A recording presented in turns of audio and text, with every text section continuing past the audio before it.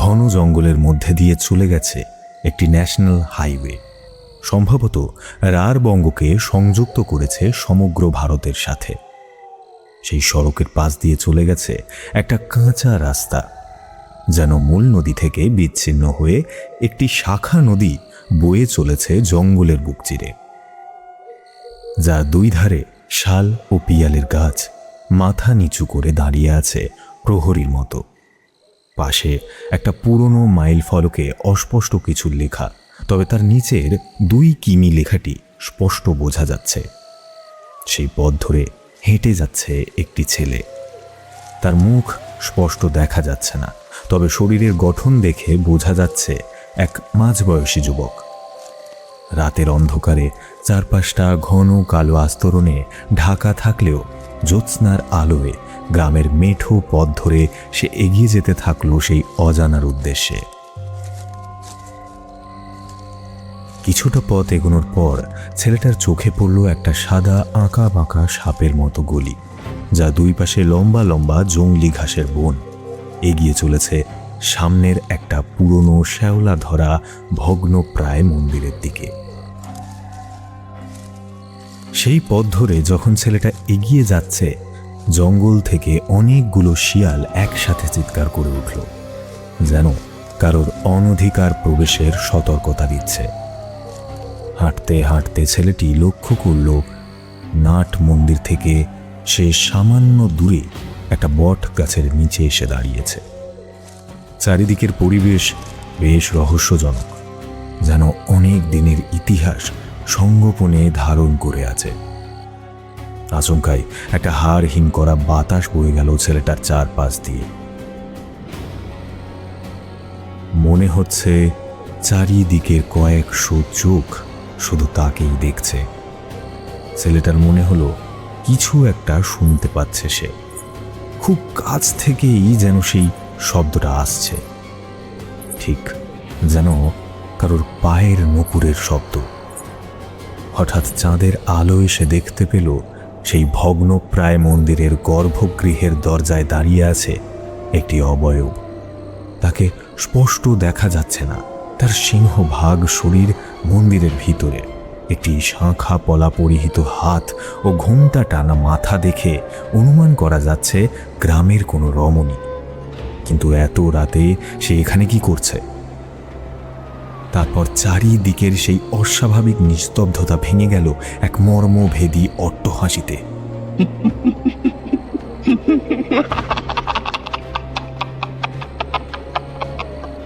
অদ্ভুত এক মায়াবী কণ্ঠস্বরে ছেলেটিকে বলল, আর দেরি নয়, তার পাপের খরা পূর্ণ হয়েছে। এবার যে তোকে আমার কাছে আসতেই হবে বাচ্চা। সেই কণ্ঠস্বরের মাধুর্যে ছেলেটির জ্ঞান লুপ্তপ্রায়। অসার কণ্ঠে বলে উঠল, কে তুমি মা? আবার সেই ছলনাময়ী অট্টহাসিতে ভরে উঠল বিশ্ব চরাচর। আমি আমি স্বয়ং মৃত্যু।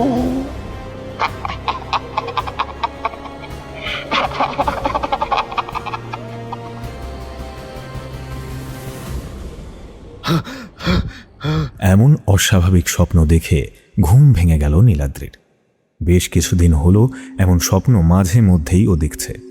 প্রথমে এতটা গুরুত্ব দিত না, তবে এই বিষয়টা নিয়ে ওকে বেশ চিন্তিত দেখা গেল। হঠাৎ করে এমন অদ্ভুত জিনিস ও কেন দেখছে ঠিক বুঝতে পারছিল না। অসময়ে ঘুম ভেঙে যাওয়ায় একটা সিগারেট ধরিয়ে জানালার পাশে এসে দাঁড়ালো নীলাদ্রি। ঘড়ির দিকে তাকিয়ে দেখল ভোর 4টে বাজতে আর 15 মিনিট বাকি। মনে মনে ভাবল, না, আর ঘুমিয়ে কাজ নেই। 20 মিনিট পর রেডি হয়ে প্রাতঃভ্রমণে বেরিয়ে পড়ব। এটা ওর প্রতিদিনের অভ্যাস নয়, তবে সুযোগ পেলে সেটা ছাড়তে চায় না। হালি শহরের সিংহ রায় পরিবারের ছোট ছেলে নীলাদ্রি সিংহ রায়। ওর বাবারা 2 ভাই। নীলাদ্রির বাবাই ছোট। নীলাদ্রির ঠাকুরদা মাধব সিংহ রায় ছিলেন কলকাতার একজন বিত্তশালী ব্যবসায়ী, তবে তার আদি বাসভূমি ছিল বাঁকুড়ার এক প্রত্যন্ত গ্রামে। বহু বছর পূর্বেই তিনি 2 ছেলে ও নিজের স্ত্রীকে নিয়ে চলে আসেন কলকাতায় রুজি রোজগারের টানে এবং আস্তে আস্তে গড়ে তোলেন নিজের পরিচয়। যদিও সেই ব্যবসা ও প্রতিপত্তি ধরে রাখতে পারেননি সিংহরায় পরিবার। মাধববাবু মারা যাওয়ার পর সেই ব্যবসা ধূলিসাৎ হয়ে যায় এবং কলকাতার পাট চুকিয়ে নীলাদ্রির বাবা ও জেঠু চলে আসে হালি শহরের পুরনো বাড়িতে। এখন এই মফস্বলে ওদের একটা ফার্নিচারের দোকান রয়েছে, যেটা ওর বাবা ও জেঠু দেখাশোনা করে। নীলাদ্রির জেঠু বিবাহ বন্ধনে আবদ্ধ হয়নি। নীলাদ্রিরা 2 ভাই, তবে ওর বড়দা বহু বছর আগে বাড়ি ছেড়ে চলে গেছে। নীলাদ্রি তখন অনেক ছোট, তাই ওর মনে নেই ঠিক কী কারণে দাদা বাড়ি ছেড়ে চলে গিয়েছিল। তারপর গঙ্গা দিয়ে অনেক জল বয়ে গেছে, কিন্তু সেই বিষয় নিয়ে বাড়িতে আর কোনো আলোচনা হয়নি। সময় যত গেছে নীলাদ্রির জীবন থেকে ওর দাদার স্মৃতি ততই ক্ষীণ হয়ে গেছে। এখন বাড়ির একমাত্র আদরের ছেলে নীলাদ্রি, বিশেষ করে ওর জেঠুর নয়নের মণি। হিস্ট্রিতে গ্র্যাজুয়েশন ও মাস্টার্স কমপ্লিট করে বিভিন্ন সরকারি বেসরকারি চাকরির জন্য প্রস্তুতি নিচ্ছিল নীলাদ্রি। আর্কিওলজি নিয়ে জীবনে এগোনোর ইচ্ছা থাকলেও বিভিন্ন কারণে তা সম্ভব হয়নি। ভারতের প্রত্নতাত্ত্বিক নিদর্শন ও বিভিন্ন সময় স্থাপত্য ও ভাস্কর্য নিয়ে গবেষণা করার ইচ্ছে ওর মধ্যে বরাবরই ছিল। একবার সুযোগে এসেছিল একটা সার্ভে টিমের হয়ে কাজ করার, সমগ্র ভারত ঘুরে ঘুরে। কিন্তু মধ্যবিত্ত পরিবারের একমাত্র ছেলের এই হেন ভবঘুরে জীবন বাড়ির লোক ঠিক মেনে নিতে পারেনি। ওর প্রতি পরিবারের দাবি ছিল একটাই, আর 5 জনের মতো স্বাভাবিক জীবনযাপন। পারিবারিক ব্যবসা যে ওর পক্ষে মেনে নেওয়া খুব একটা সহজ নয়, সেটা ওর বাড়ির লোক ভালোই বুঝেছিল। তাই তারা নীলাদ্রিকে কিছু বছর সময় দিয়েছে নিজের ভবিষ্যৎ নিজের মতো করে তৈরি করার জন্য, অবশ্যই বাড়ির গণ্ডির মধ্যে থেকে। আর তা না হলে সিংহরায় ফার্নিচার্স তো আছেই। হয়তো বর্তমানে বাড়ির একমাত্র ছেলেকে চোখের আড়াল করতে কোনো মতেই রাজি ছিল না সিংহরায় পরিবার। হাঁটতে হাঁটতে কখন সে গঙ্গার পাড়ে এসে পৌঁছেছে বুঝতেই পারেনি নীলাদ্রি। রাতের স্বপ্নটা ওর মানসিক শান্তি অনেকটাই নষ্ট করে দিয়েছে। সে কখন মেসেজ করেছিস নীল যে বাড়ি থেকে বেরিয়েছিস, আর এতক্ষণে সময় হলো আসার? প্রশ্নটা শুনে ঘুরে তাকালো নীলাদ্রি। ভোরের প্রথম আলো যার মুখে এসে পড়েছে সে আর কেউ নয়, পিয়ালি। পিয়ালির সাথে নীলাদ্রির পরিচয় কলেজের সময়। তখন থেকেই দুজনে বেশ ভালো বন্ড শেয়ার করে। পিয়ালি ওকে নিজের সবচেয়ে কাছের বন্ধু মনে করলেও নীলাদ্রি ওকে অনেকটাই ভালোবেসে ফেলেছে, যদিও মুখে বলার সাহস এখনো করেনি। এমন অনেক কথাই আছে যা নীলাদ্রির বাড়ির কাউকেই বলতে পারে না, কিন্তু পিয়ালিকে বলে অনেকটা হালকা হয়। পিয়ালিকে আজ এখানে ডেকেছে ওর স্বপ্নের কথাটা বলবে বলে। নীলাদ্রির মুখে পুরো বৃত্তান্তটা শোনার পর পিয়ালি কিছুটা আশ্চর্য হলো, কিন্তু নীলাদ্রিকে সেটা বুঝতে দিল না, কারণ এমনিতেই ওকে খুব ডিস্টার্ব দেখাচ্ছে, সেটা পিয়ালি লক্ষ্য করেছে। ছাড়ি সব, এত স্ট্রেস কেন নিস বলতো? সারাদিন বইয়ের মধ্যে মুখ খুঁজে পড়ে থাকিস, নিজের কি হাল করেছিস দেখেছিস? কতদিন শেভ করিস না বলতো? এত বেশি চিন্তা করিস বলে উল্টোপাল্টা স্বপ্ন দেখছিস। তোর একটা হাওয়া বদলের দরকার আছে। শোন, একটা কথা বলা হয়নি তোকে, সামনের সপ্তাহে আমি বেহুলগড় আমার মামার বাড়িতে যাচ্ছি 3-4 দিনের জন্য। আর তোর যদি কোনো সমস্যা না থাকে তুইও যাচ্ছিস আমার সাথে। 3-4 দিনের তো ব্যাপার। পিয়ালির কথা ফেলে দেওয়ার ক্ষমতা নীলাদ্রির নেই। তাছাড়া সত্যি একটা হাওয়া বদলের ওর খুব প্রয়োজন। কিছুদিন পর বেহুলগড় স্টেশন থেকে পিয়ালির মামার পাঠানো গাড়ি করে ওরা দুজন রওনা দিল পিয়ালির মামার বাড়ির উদ্দেশ্যে, যা স্টেশন থেকে অনেকটাই দূর, একটা প্রত্যন্ত গ্রামে। ঘন জঙ্গলের মধ্যে দিয়ে পাকা সড়ক ধরে এগিয়ে যেতে থাকলো ওদের গাড়ি। 2 দিকের উঁচু উঁচু বৃক্ষরাজি এক নিবিড় ছায়ার সৃষ্টি করেছে সমগ্র পথ জুড়ে। শেষ শরতের মনোরম আবহাওয়া বাতাসে একটা শীতল মিষ্টি গন্ধ তৈরি করেছে। প্রকৃতি যেন হেমন্তের আগমন জানান দিচ্ছে রন্ধে রন্ধে। হঠাৎ করে পাকা সড়ক ছেড়ে একটা কাঁচা মাটির রাস্তায় এগিয়ে চলল গাড়িটা। সূর্যদেব অনেকক্ষণ আগেই পশ্চিম আকাশে ডুব দিয়েছেন। দিনের আলো অনেকটাই কমে এসেছে। বিশেষ করে ঘন জঙ্গলে সন্ধ্যা যেন একটু তাড়াতাড়ি নেমে আসে।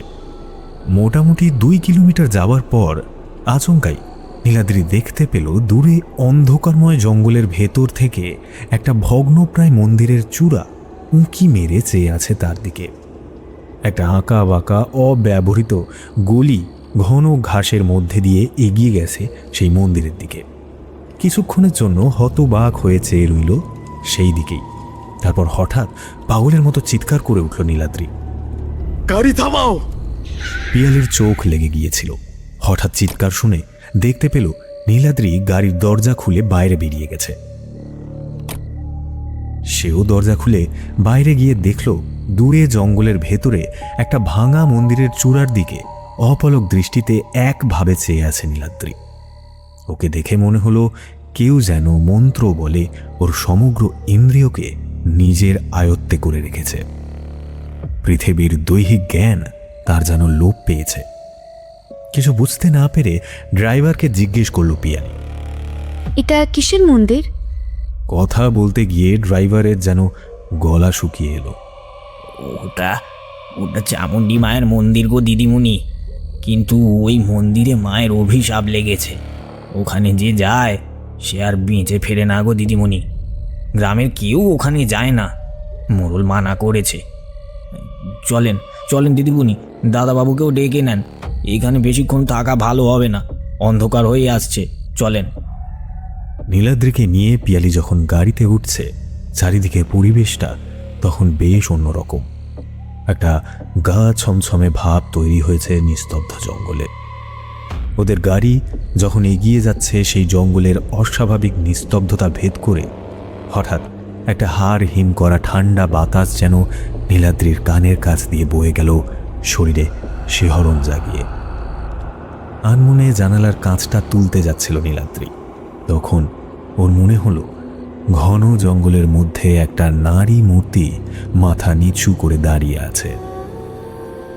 ঘন চুলে তার মুখ ঢাকা, সম্পূর্ণ শরীর প্রায় উলঙ্গ, তবে অন্ধকারে তা স্পষ্টতই দৃষ্টিগোচর করা অসম্ভব। একভাবে নীলাদ্রি তাকিয়েছিল সেই দিকে, কিছুটা ঘোরের মধ্যেই। সেই নারী মূর্তি মাথাটা তুলে তাকানোর পর নীলাদ্রির সমগ্র দেহে একটা ঠান্ডা স্রোত বয়ে গেল। অন্ধকারে চোখ দুটো আগুনের মতো জ্বলজ্বল করছে, আর তার থেকেও ভয়ঙ্কর সেই বিশ্রী হাঁ করা মুখ, যার দুই পাশের দাঁত দুটো যেন মানুষের হাড়ও ভেদ করে দিতে পারে। এত ভয়ঙ্কর রূপ তো কোনো মানুষের হতে পারে না। তাহলে তাহলে কে এই নারী? জঙ্গল থেকে তারও স্বরে শিয়ালের ডাক ভেসে আসতে লাগলো, এবং মুহূর্তের মধ্যেই সেই নারী মূর্তি অন্ধকারে অদৃশ্য হয়ে গেল। হঠাৎ নীলাদ্রির কানে এলো সেই ভয়ঙ্কর কর্কশ স্বরের অট্টহাসির শব্দ, যা সে স্বপ্নে শুনেছিল। সেই হাসির শব্দে সমগ্র জঙ্গল যেন জাগ্রত হয়ে উঠেছে।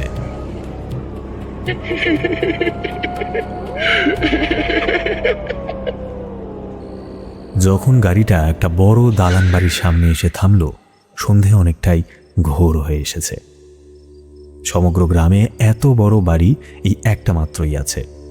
পিয়ালির হাতটা নীলাদ্রির হাতের উপর দিতেই ও কেমন চমকে উঠল। বোধ করি এতটাই গভীর চিন্তায় নিমগ্ন ছিল যে গাড়ি কখন থেমে গেছে নীলাদ্রি খেয়ালই করেনি। জঙ্গলের সেই দৃশ্য দেখার পর বাকি রাস্তা নীলাদ্রি চুপচাপে ছিল, পিয়ালিকে সেই ব্যাপারে কিছু বলেনি। চোখের ইশারায় পিয়ালি ওর মামার বাড়ির দিকে ইঙ্গিত করে দেখালো। ওরা গাড়ি থেকে নামছে, তখনই 2-1 লোক বাড়ির ভেতর থেকে বেরিয়ে এলো।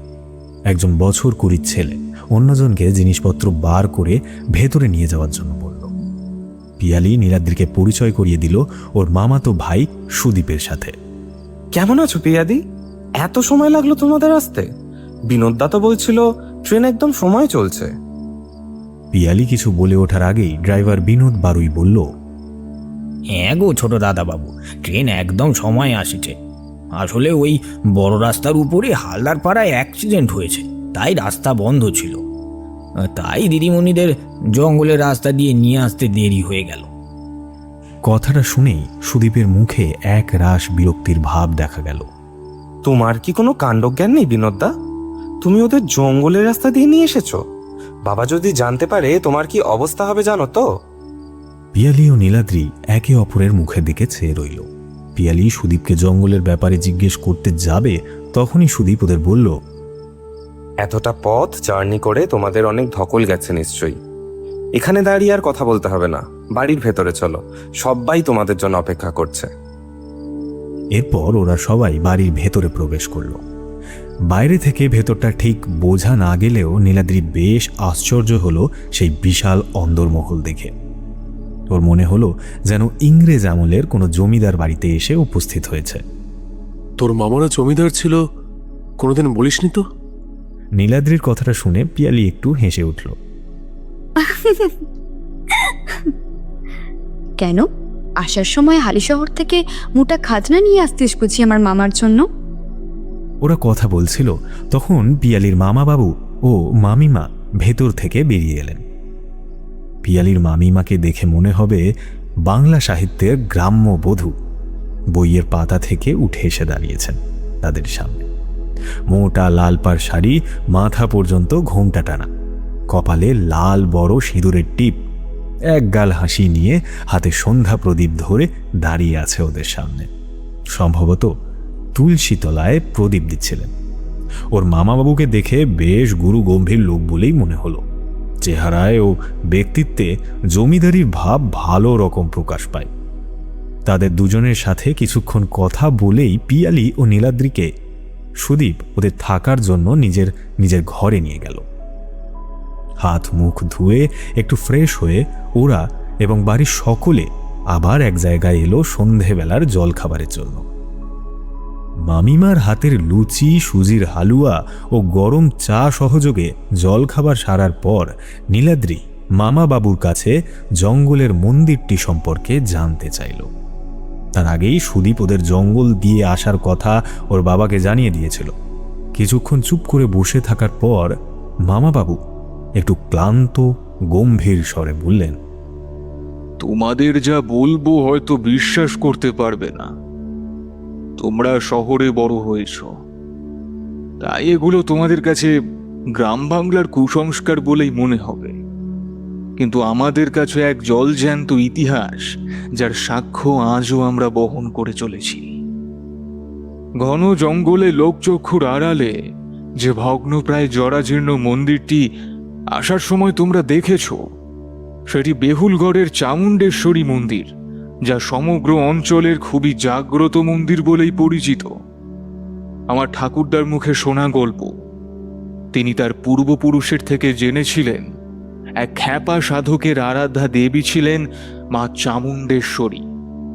তাকে স্বপ্নাদেশে মা এই জঙ্গলে নিজের দিব্য অবস্থান সম্পর্কে জানিয়েছিলেন, এবং তারপর এই জঙ্গলে সেই সাধক মায়ের মন্দির তৈরি করেন এবং সমগ্র জীবন মায়ের সেবায় নিজেকে উৎসর্গ করেন।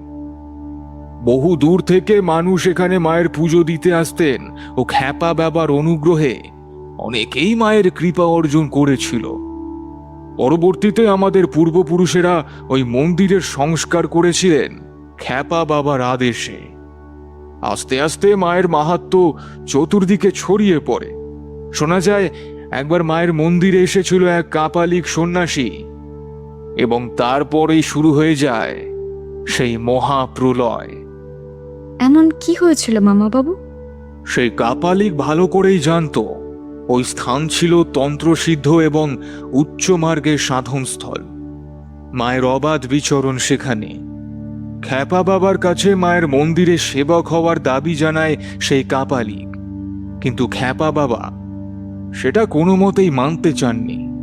মায়ের মন্দিরের অনেক গুপ্ত রহস্য খ্যাপা বাবা নিজের অন্তরে সঙ্গোপনে ধারণ করেছিলেন, যা কোনো অসাধু লোকের হাতে পড়লে চরম সর্বনাশ ঘটে যেতে পারে, এটা তিনি জানতেন। কিন্তু সময়ের জন্যে মায়ের মন্দির তিনি রক্ষা করতে পারলেও সেই কাপালিকের লোলুপ দৃষ্টি সদা ছিল মায়ের পবিত্র মন্দিরের ওপরে। কালের নিয়মে খ্যাপা বাবার মৃত্যুর পর মন্দিরের দায়িত্ব এসে পড়ে আমাদের গ্রামের চরণ ঠাকুরের ওপর। কিন্তু কিছুদিন পর মন্দিরের থেকে সামান্য দূরে চরণ ঠাকুরের গলা কাটা দেহ উদ্ধার হয় এবং তারপর আরো কিছু ব্রাহ্মণের মৃত্যু হয় যারা ওই মন্দিরের সেবার দায়িত্ব নিয়েছিলেন। তারপর ওই মন্দিরের দায়িত্ব নিতে কেউ আর রাজি হচ্ছিলেন না। দিনের বেলায় ওই মন্দিরে যাওয়ার সাহস হচ্ছিল না কারোরই। সবাই বলা বলি শুরু করেছিল খ্যাপা বাবা ওই মন্দিরে কারোর উপস্থিতি মানতে পারছেন না। যেহেতু সেই মন্দির তার প্রতিষ্ঠিত, তাই তিনিই এসব ঘটাচ্ছেন। আমাদের পরিবার ছিল এই অঞ্চলের মাথা, তাই মায়ের সেবার ব্যবস্থাও আমাদেরই করতে হবে এবং তা নিয়ে আমাদের পূর্বপুরুষেরা চরম ধর্ম সংকটে পড়েছিলেন। অবশেষে সেই কাপালিক সন্ন্যাসী মায়ের মন্দিরের সেবার দায়িত্ব নেন এবং তারপর থেকেই সেই মন্দিরে আর কোনো অস্বাভাবিক ঘটনা ঘটেনি। তাহলে কাপালিক তো ভালোই ছিল বলতে হয়। আপনাদের গ্রামকে এত বড় বিপদ থেকে উদ্ধার করলেন তিনি। নীলাদ্রির কথাগুলো শুনে কিছুক্ষণ চুপ করে থাকলেন মামাবাবু। তারপর বললেন, বিপদ থেকে উদ্ধার করেনি, বরং যে ভয়ঙ্কর বিপদ তার হাত ধরে আমাদের গ্রামের ওপর এসেছিল তার জন্য আমরা কেউই প্রস্তুত ছিলাম না। না, খ্যাপা বাবা নয়, একের পর এক ব্রাহ্মণকে হত্যা করে চামুণ্ডেশ্বরী মন্দিরের সেবক হওয়ার বহুদিনের ইচ্ছে পূরণ করেছিল সেই নীচ পাপিষ্ট কাপালি। তারপরে সেখানে সে শুরু করে নিজের ভয়ঙ্কর সাধনা। বহু বছরের প্রচেষ্টার পর গুপ্ত চামক সাধনার মাধ্যমে সে জাগিয়ে তোলে মা চামুণ্ডার উগ্রতম প্রলয়ঙ্করী এক রূপ, নিজের ঘৃণ্য চরিতার্থ পূরণের জন্য। কথাগুলো বলতে বলতে এমন মনোরম হেমন্তের আবহাওয়াতেও মামাবাবুর কপাল দিয়ে ঘাম ঝরতে লাগলো। তারপর তারপর কি হয়েছিল বলুন মামাবাবু। নীলাদ্রি এত উৎসাহ ও কৌতূহলের কারণ আর কেউ না বুঝলেও পিয়ালি ভালো মতোই বুঝতে পারছিল। তবে তার নিজেরও যথেষ্ট আগ্রহ ছিল মামাবাবু কি বলছেন সেটা শোনার জন্য। মামাবাবু আবার তার সেই ভয়ঙ্কর বর্ণনা শুরু করতে যাচ্ছিলেন, কিন্তু বাঁধ সাধল বাইরের হট্টগোলের শব্দ। বেশ কয়েকজন লোকজন মামাবাবুদের বাড়িতে এসে উপস্থিত হয়েছে। মামাবাবুর পেছন পেছন নীলাদ্রি ও আর সকলেই বেরিয়ে এলো কিসের হট্টগোল তা জানার জন্য। লোকগুলোর মধ্যে একজন প্রচণ্ড কান্নাকাটি করছিল। সে জানালো তার ছেলে বিকেলে ছাগল চড়াতে চড়াতে মন্দিরের নিকটবর্তী জঙ্গলে চলে গিয়েছিল। তারপর থেকে তাকে খুঁজে পাওয়া যাচ্ছে না। পুলিশে খবর দেওয়া হয়েছে, কিন্তু এই রাতের অন্ধকারে ওই জঙ্গলে যেতে কেউই প্রস্তুত নয়। মামাবাবুকে দেখে যথেষ্ট চিন্তিত বলেই মনে হলো। তিনি সেই লোকটিকে আশ্বস্ত করে জানালো কাল সূর্যোদয়ের পর গ্রামের বেশ কয়েকজনকে সে পাঠাবে তার ছেলের সন্ধানে। এরপর লোকজন সকলে চলে গেলেও মামাবাবু অনেকক্ষণ একাই সেখানে দাঁড়িয়ে রইলেন, বেশ কিছুক্ষণ। নীলাদ্রির কানে এলো পিছনে দাঁড়িয়ে থাকা সুদীপ ও তার মায়ের কথোপকথন। আবার একজন অকালে প্রাণ হারালো মনে হয়। কবে যে প্রতিকার হবে ভগবানই জানেন। কতদিন যে এরকম ভয় ভয়ে থাকতে হবে। মামাবাবু একভাবে নক্ষত্রমণ্ডলের দিকে চেয়ে রইলেন। তার চোখে মুখে এক গভীর দুশ্চিন্তার ছাপ স্পষ্ট বোঝা যাচ্ছে। আপন খেয়ালে তার মুখ থেকে বেরিয়ে এলো, এই তাণ্ডব লীলা থামাও মা, রক্ষা করো, তোমার সন্তানদের তুমি রক্ষা করো, বেহুল গড়ের এই অভিশাপ থেকে মুক্ত করো মা, মুক্ত করো। কেউ খেয়াল না করলেও নীলাদ্রি দেখতে পেল একটা তারা আকাশ থেকে খসে পড়ল ধরিত্রীর দিকে। বাড়ির পরিবেশটা সম্পূর্ণ বদলে গেছিল কয়েক ঘন্টার মধ্যেই। সবাইকেই বেশ উদ্বিগ্ন দেখাচ্ছিল। তারপর সবার থেকে একটু আলাদা হয়ে নীলাদ্রি ও পিয়ালি বাইরের ঠাকুর দালানে বসে বেশ কিছুক্ষণ আড্ডা দিল। বলা ভালো নীলাদ্রির সাদা কাঠির অমোঘ আকর্ষণে। বেশ কয়েকটা টান দেওয়ার পর ওর স্বাভাবিক কণ্ঠস্বর থেকে সম্পূর্ণ ভিন্ন এক দৃঢ় গম্ভীর গলায় নীলাদ্রি বলল, কাল একবার চামুণ্ডেশ্বরী মন্দিরে যেতে হবে আমাকে। মন্দিরটা কাছ থেকে দেখতে খুব ইচ্ছা করছে, বিশেষ করে মায়ের বিগ্রহটি একবার না দেখা পর্যন্ত আমার মন বড্ড অস্থির হয়ে উঠেছে। কত প্রাচীন কাল থেকে মূর্তিটা ওখানে আছে কে জানে। নীলাদ্রির কথা শুনে পিয়ালি যেন চমকে উঠল। তুই এসব বলছিস? তোর আবার ঠাকুর দেবতায় এত টান কবে থেকে এলো? হালি শহরে তো খুব নাস্তিক সেজে ঘুরে বেড়াস, এখানে সে কি এমন হলো? আর মামা বাবুর কাছে তো শুনলি ওই মন্দিরের ঘটনা। আমার তো এই মন্দিরের কথা ভাবলেই গায়ে কাঁটা দিয়ে উঠছে। না না, এসব চিন্তা মাথা থেকে বাদ দিন মিস্টার সিংহরায়। আপনার ডার্লিং জেঠুর কাছ থেকে অনেক কষ্টে পারমিশন নিয়ে আপনাকে এনেছি। তার ডার্লিং ভাইপোর কোনো রকম বিপদ হলে উনি আমাকেই ফার্নিচার বানিয়ে দেবে, তাই এসব একদম নয়।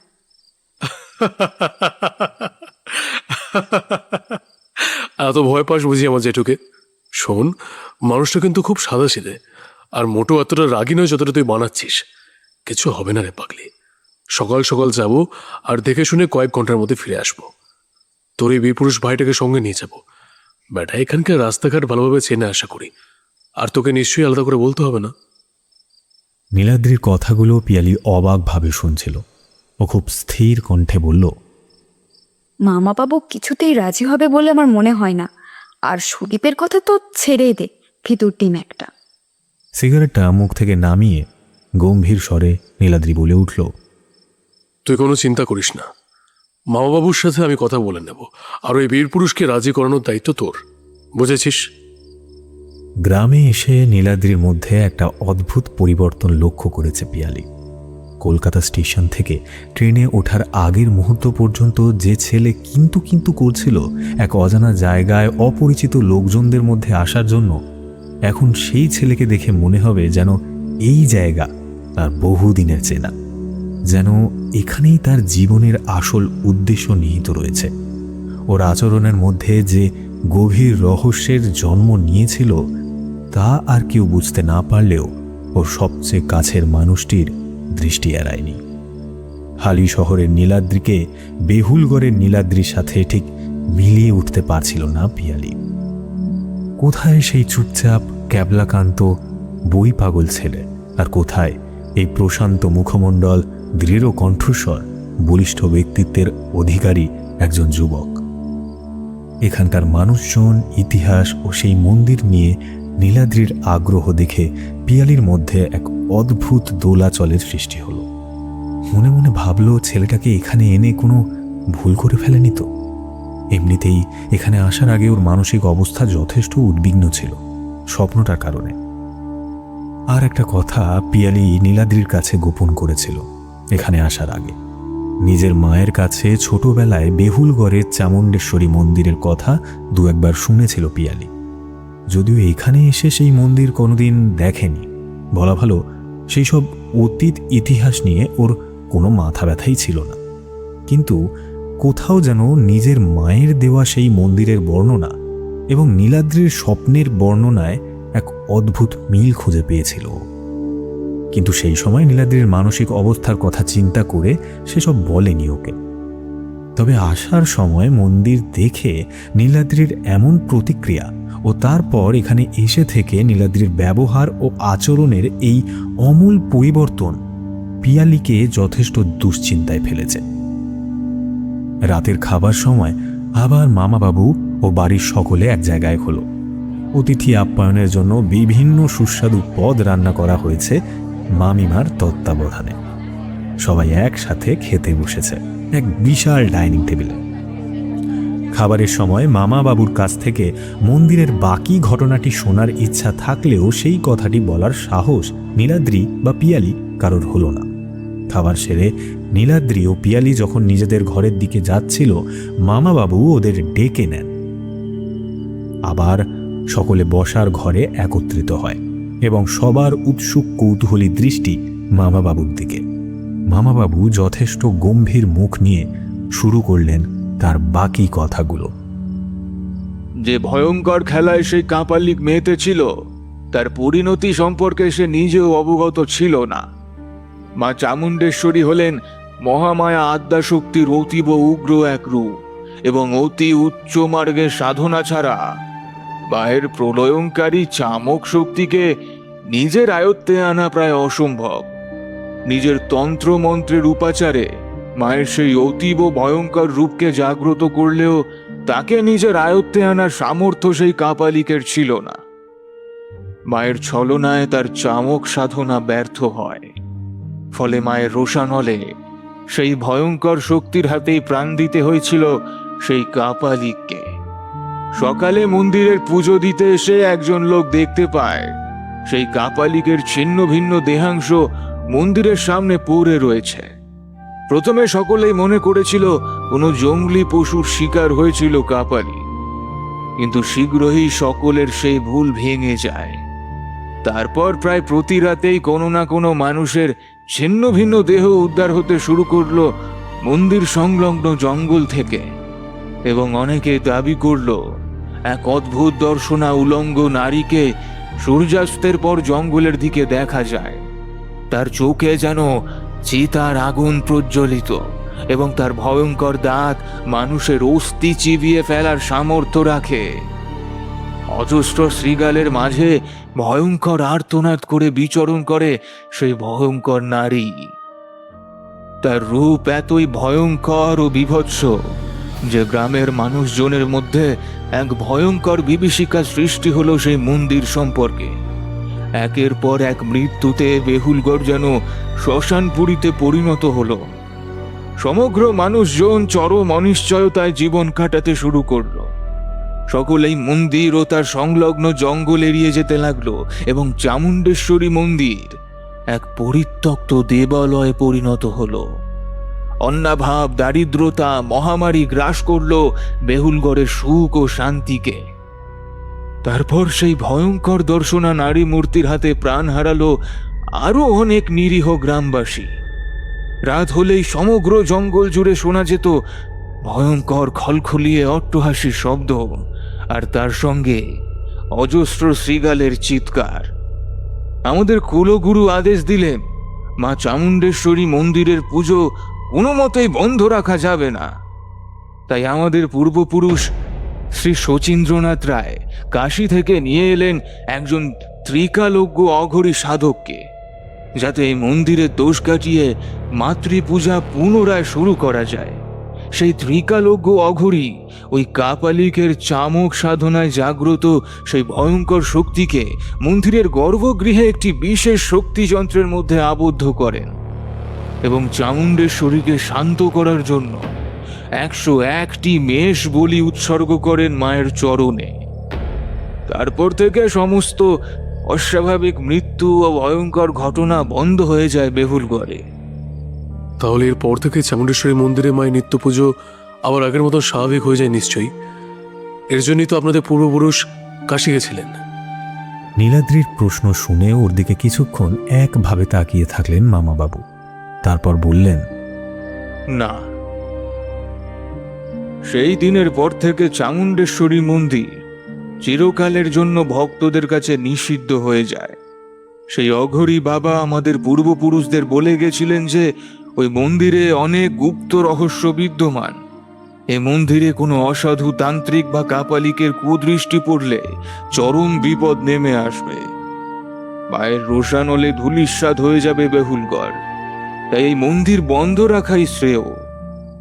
তারপর সেই অঘরী সাধক 16 দিন ব্যাপী এক বিশেষ যজ্ঞ শক্তি নিদ্রায়নী যজ্ঞের মাধ্যমে দেবী চামুণ্ডেশ্বরীর বিগ্রহকে মহানিদ্রায় আচ্ছন্ন করেন এবং সেই মন্দিরের চারপাশে এক ক্ষেত্র বলয় তৈরি করে ভৈরব কবচ দ্বারা মন্দিরের সিংহদুয়ার অবরুদ্ধ করেন, যাতে কেউ অশুভ উদ্দেশ্যে মায়ের মন্দিরে প্রবেশ করে কোনো বিধ্বংসী মহাপ্রলয় সৃষ্টি না করে।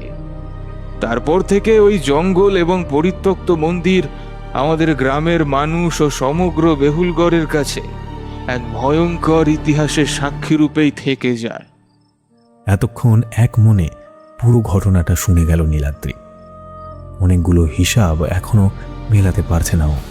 মনে মনে ভাবতে লাগলো, মন্দির যদি সুরক্ষিতই থাকে তাহলে সুদীপ আর মামিমা এ কথা বলল কেন যে আবার একজনের প্রাণ অকালে যেতে চলেছে? তাহলে কি আবার কোনো অশুভ শক্তির প্রভাব পড়েছে মায়ের মন্দিরে? কে ওই বীভৎস দর্শনা নারী মূর্তি যাকে ও দেখতে পেয়েছিল আসার সময়?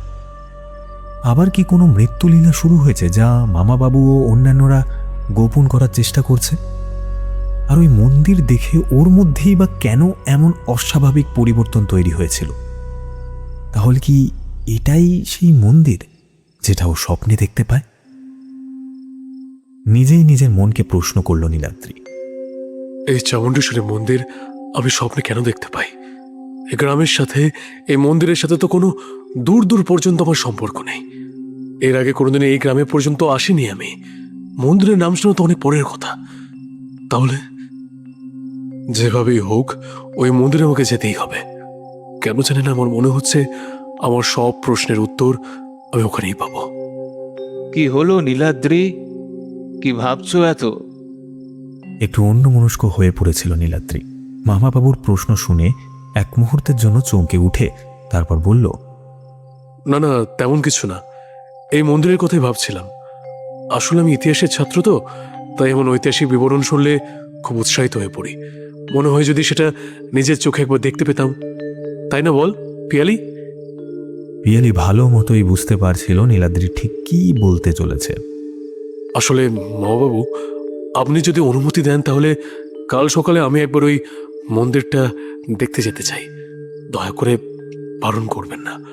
আসলে এত কিছু শুনলাম যার সম্পর্কে, তাকে একটু কাছ থেকে দেখার বড় স্বাদ হয়েছে। নীলাদ্রিকে কি বলবে বুঝে উঠতে পারছিল না মামাবাবু। মুখের উপর না বলাটাও বড্ড অস্বস্তি। তবে কয়েক মাস যাবৎ আবার যে সমস্ত ঘটনাক্রম শুরু হয়েছে তাতে মামাবাবু প্রায় নিশ্চিত আবার কোনো ভয়ঙ্কর বিপদ ঘনিয়ে আসছে বেহুলগড়ের আকাশে বাতাসে। জেনে শুনে একটা বাইরের ছেলে যে কিনা তার অতিথি, তাকে কিভাবে পাঠায় সেখানে তিনি। তবে নীলাদ্রির জেদের সামনে মামাবাবুকে হার মানতেই হলো। ঠিক হলো, আগামীকাল সকালে গ্রামের লোকেরা যখন ওই হারিয়ে যাওয়া ছেলেটিকে খুঁজতে যাবে তখন তাদের সাথে নীলাদ্রিও সেখানে যেতে পারে। তবে মন্দিরের গর্ভগৃহের দরজায় কোনোভাবেই হাত দেওয়া যাবে না। সুদীপকে হাত করে পিয়ালিও যাবার জন্য অনুমতি জোগাড় করে নিল। যাও, তাড়াতাড়ি শুয়ে পড়ো, অনেক সকালে উঠতে হবে। এই বলে মামাবাবু নিজের ঘরে চলে গেলেন। নীলাদ্রি যখন উপরের বড় বারান্দা দিয়ে নিজের ঘরে যাচ্ছিল, দূরে জঙ্গলে এক বীভৎস খলখলিয়ে হাসির শব্দ ওর কানে এলো, যা শুনলে মানুষের হাড় হিম হয়ে যাবে।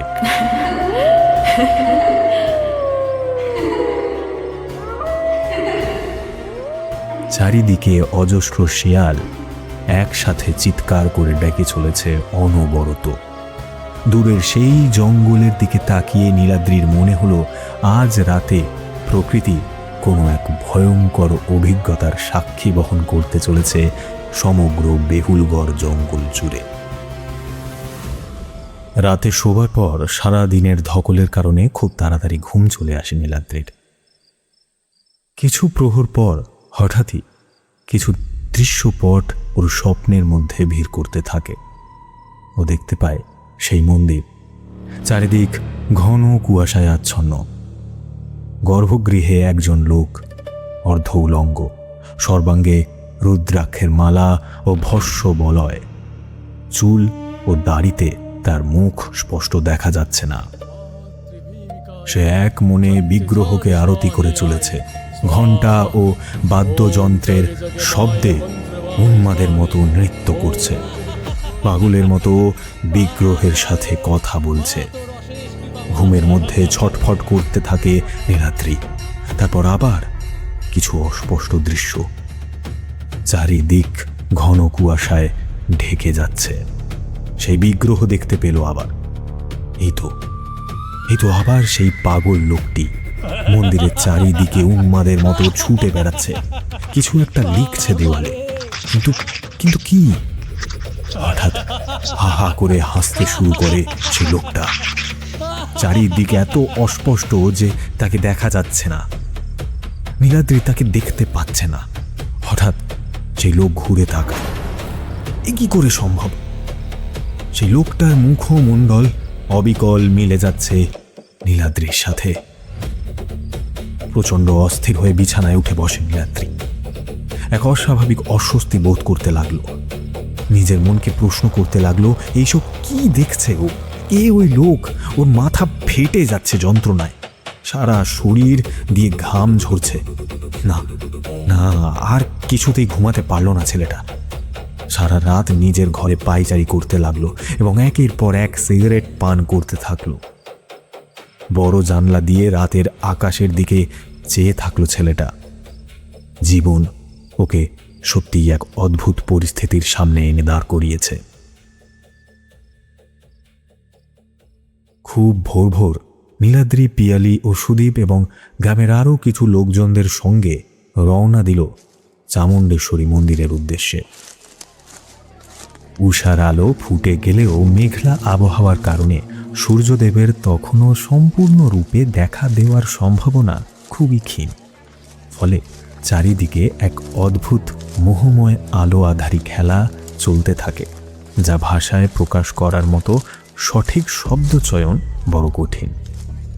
হেমন্তের শীতল প্রভাতে চারিদিকের হালকা ঘন কুয়াশায় এক অদ্ভুত মায়াবী মহল তৈরি হয়েছে সমগ্র বেহুলগড় জঙ্গল জুড়ে।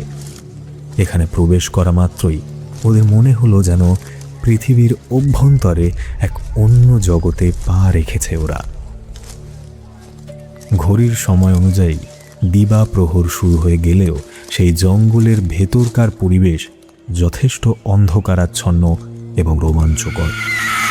হঠাৎ হঠাৎ কিছু অদ্ভুত জন্তু ও পাখির ডাক শুনে প্রকাশ্য দিনেও যে কারোর হৃৎপিণ্ডের কম্পন বাড়িয়ে সমগ্র শরীরে ভয়ঙ্কর রকমের শিহরণ দিয়ে উঠবে। চারিদিকের বিশাল গাছগুলো তখনও হিমের পরশ গায়ে মেখে কুয়াশার চাদর জড়িয়ে গোপন দৃষ্টিতে যেন তাদেরকেই পর্যবেক্ষণ করে চলেছে। মাঝে মধ্যে কিছু ভয়ঙ্কর শব্দ ব্যতীত এক অদ্ভুত অস্বাভাবিক নিস্তব্ধতা বিরাজ করছে সমগ্র অঞ্চল জুড়ে। সেই ঘন নিবিড় জঙ্গলের ভেতর দিয়ে এগিয়ে যেতে থাকলো ওরা। গ্রামের লোকজনেরা নানা কথা বলাবলি করছে নিজেদের মধ্যে। সেই হতভাগ্য ছেলেটির বাবা বাদে প্রায় সকলেই নিশ্চিত যে জীবনের ঝুঁকি নিয়ে এই জঙ্গলে এসে কোনো লাভ তাদের হবে বলে মনে হয় না। বেশিরভাগ মানুষই মনে করছে সে ছেলেটির যা ভয়ঙ্কর পরিণতি হওয়ার তা ইতিমধ্যেই হয়ে গিয়েছে। অনেকেই বলা বলি করছে এর আগে যে সমস্ত মৃতদেহ পাওয়া গেছে এবং তাদের যে ভয়ঙ্কর পরিণতি হয়েছে, সেই মর্মান্তিক দৃশ্য একজন বাবার পক্ষে দেখা খুবই বেদনার এবং কষ্টের। তাই অনেকেই সেই হতভাগ্য বাবার মন শক্ত করার জন্য নানানভাবে সান্ত্বনা ও সমবেদনার ব্যর্থ জাল বুনে চলেছে। নীলাদ্রি ও পিয়ালি সবার থেকে একটু আলাদাভাবেই সামান্য দূরত্ব রেখে চলছিল পিছন পিছন। যদিও সুদীপ বেশ কয়েকবার ওদের ইশারা করে একসাথে চলার জন্য অনুরোধ করেছে, কিন্তু নীলাদ্রি জঙ্গল ও চারিপাশটাকে একটু নিজের মতো করে আবিষ্কার করতে চাইছিল। যদিও এই ব্যাপারে পিয়ালির কোনো রকম সমর্থন ছিল না, কিন্তু প্রিয় বন্ধুকে একা পিছনে রেখে বাকিদের সাথে একদল হয়ে যাওয়াটাও ওর পক্ষে সম্ভব নয়। নীলাদ্রিকে অনেকবার বাকিদের সাথে একসাথে যাওয়ার জন্য জোর করেছে পিয়ালি, কিন্তু এই বিষয়ে কর্ণপাত করতে তার প্রিয় বন্ধুটি মোটেও ইচ্ছুক নয়। অগত্যা পিয়ালি একটু শাসন ভঙ্গিতে বলে উঠল, তোর সাহসটা এই দুদিন একটু বেশি বেড়ে গেছে দেখছি। এই বেহুলগড়ের লোকেদের দুঃসাহস হচ্ছে না একা একা চলার এই মানুষ খেগো জঙ্গলে, সেখানে কিনা এই হালি শহরে সিংহরাই বাবু চললেন একা বীরত্ব প্রদর্শনে। ডিসকাস্টিং, আমার একদম ভালো লাগছে না সব। এই নীল, আমি কি বলছি শুনতে পাচ্ছিস না? তুই আমার স্ট্রেঞ্জ বিহেভিয়ার কেন করছিস বলতো? প্লিজ ইয়ার, আমার কথাটা একটু শোন, আমার খুব ভয় করছে কিন্তু। সেই অপরিচিত গম্ভীর গলায় নীলাদ্রি শুধু একটা কথাই পিয়ালিকে বলল, তোর ভয় করলে বাকিদের সাথে এগিয়ে যেতে পারিস, আমার কথা চিন্তা করিস না, আমার কিচ্ছু হবে না। নীলাদ্রির কণ্ঠস্বরে এত আত্মবিশ্বাসের আগে খুব কমই দেখেছে পিয়ালি। চেনা মানুষটাকে আস্তে আস্তে কেমন হারিয়ে ফেলছে মনে হচ্ছে। নীলাদ্রির মধ্যে পরিবর্তনের সম্ভাবনা না দেখে অগত্যা ওর পাশে পাশেই চলতে থাকলো পিয়ালি। বাকিরা ততক্ষণে অনেকটাই এগিয়ে গেছে এবং কুয়াশার কারণে তাদের প্রায় দেখা যাচ্ছে না বললেই চলে। পাশের মানুষটার দিকে এক কৌতূহলী দৃষ্টিতে তাকিয়ে খুব আস্তে আস্তে পিয়ালি জিজ্ঞেস করল, আচ্ছা, একটা সত্যি কথা বলতো নীল, কাল মামা বাবুর মুখে এই জঙ্গল ও মন্দিরের এমন ভয়ঙ্কর বর্ণনা শোনার পর তোর কি একটু ভয় করছে না বাবা একা একা যেতে? সেই অদ্ভুত পরিবেশে নীলাদ্রির দিকে চেয়ে পিয়ালির এক মুহূর্তের জন্য মনে হলো এই এক মুখ দাড়ি, মাথায় উস্কো খুস্কো চুল, ছেলেটির দেহ থেকে এক অদ্ভুত আভা প্রকাশিত হচ্ছে। সম্মোহিত দৃষ্টিতে একভাবে দেখতে দেখতে মনে মনে পিয়ালি ভাবল, এ কি ঠিক দেখছি আমি, নাকি সবই আমার কল্পনা, হ্যালুসিনেশন? হঠাৎ নীলাদ্রির গম্ভীর কণ্ঠস্বর শুনে হকচকিয়ে উঠল মেয়েটি। অত ভয় কিসের রে পাগলি? এ জঙ্গলের চতুর্দিকে জগদীশ্বরের মায়াজাল বিস্তারিত। যদি কোনো অসৎ উদ্দেশ্য নিয়ে এখানে আসিস অবশ্যই ভয় পেতে হবে, আর যদি তোর উদ্দেশ্য সঠিক হয় তবে তোর কোনো ক্ষতি হবে না। মনে মনে মাকে স্মরণ কর, দেখ ভয় কেটে যাবে। কথাগুলো শুনে পিয়ালি ভাবল, এগুলো নীলাদ্রিই বলছে তো, নাকি অন্য কেউ, কোনো মাতৃভক্ত সাধক? আচ্ছা নীল, তোর ওই যে স্বপ্নটার কথা আমায় বলেছিস, সেটার সাথে কি কোনো মিল খুঁজে পেলি এসবের? নিজের সব সুখ দুঃখের কথা যার সাথে ভাগ করে নিত এক সময়, তার কাছে গত দুদিনের সমস্ত ভয়ঙ্কর অভিজ্ঞতাগুলো সযত্নে গোপন করে গেছিল নীলাদ্রি। তবে কেন জানি না, এখন এই সব নিয়ে নীলাদ্রি তেমন ভয় অনুভব করছে না। এক অজানা শক্তির প্রতি বিশ্বাস ধীরে ধীরে ওর মধ্যে বিস্তার লাভ করে চলেছে। তাই পিয়ালির কথাগুলো শুনেও না শোনার ভান করে এগিয়ে যেতে থাকলো।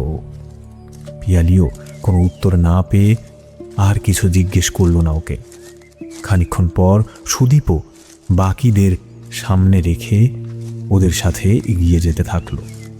এর কারণ অবশ্য মামা বাবু ওকে বারবার বলে দিয়েছিল যে নীলাদ্রি এবং পিয়ালি হলো ওদের অতিথি, তাই ওদের যেন কোনো রকম বিপদ না হয় সেটা দেখার দায়িত্ব সুদীপের।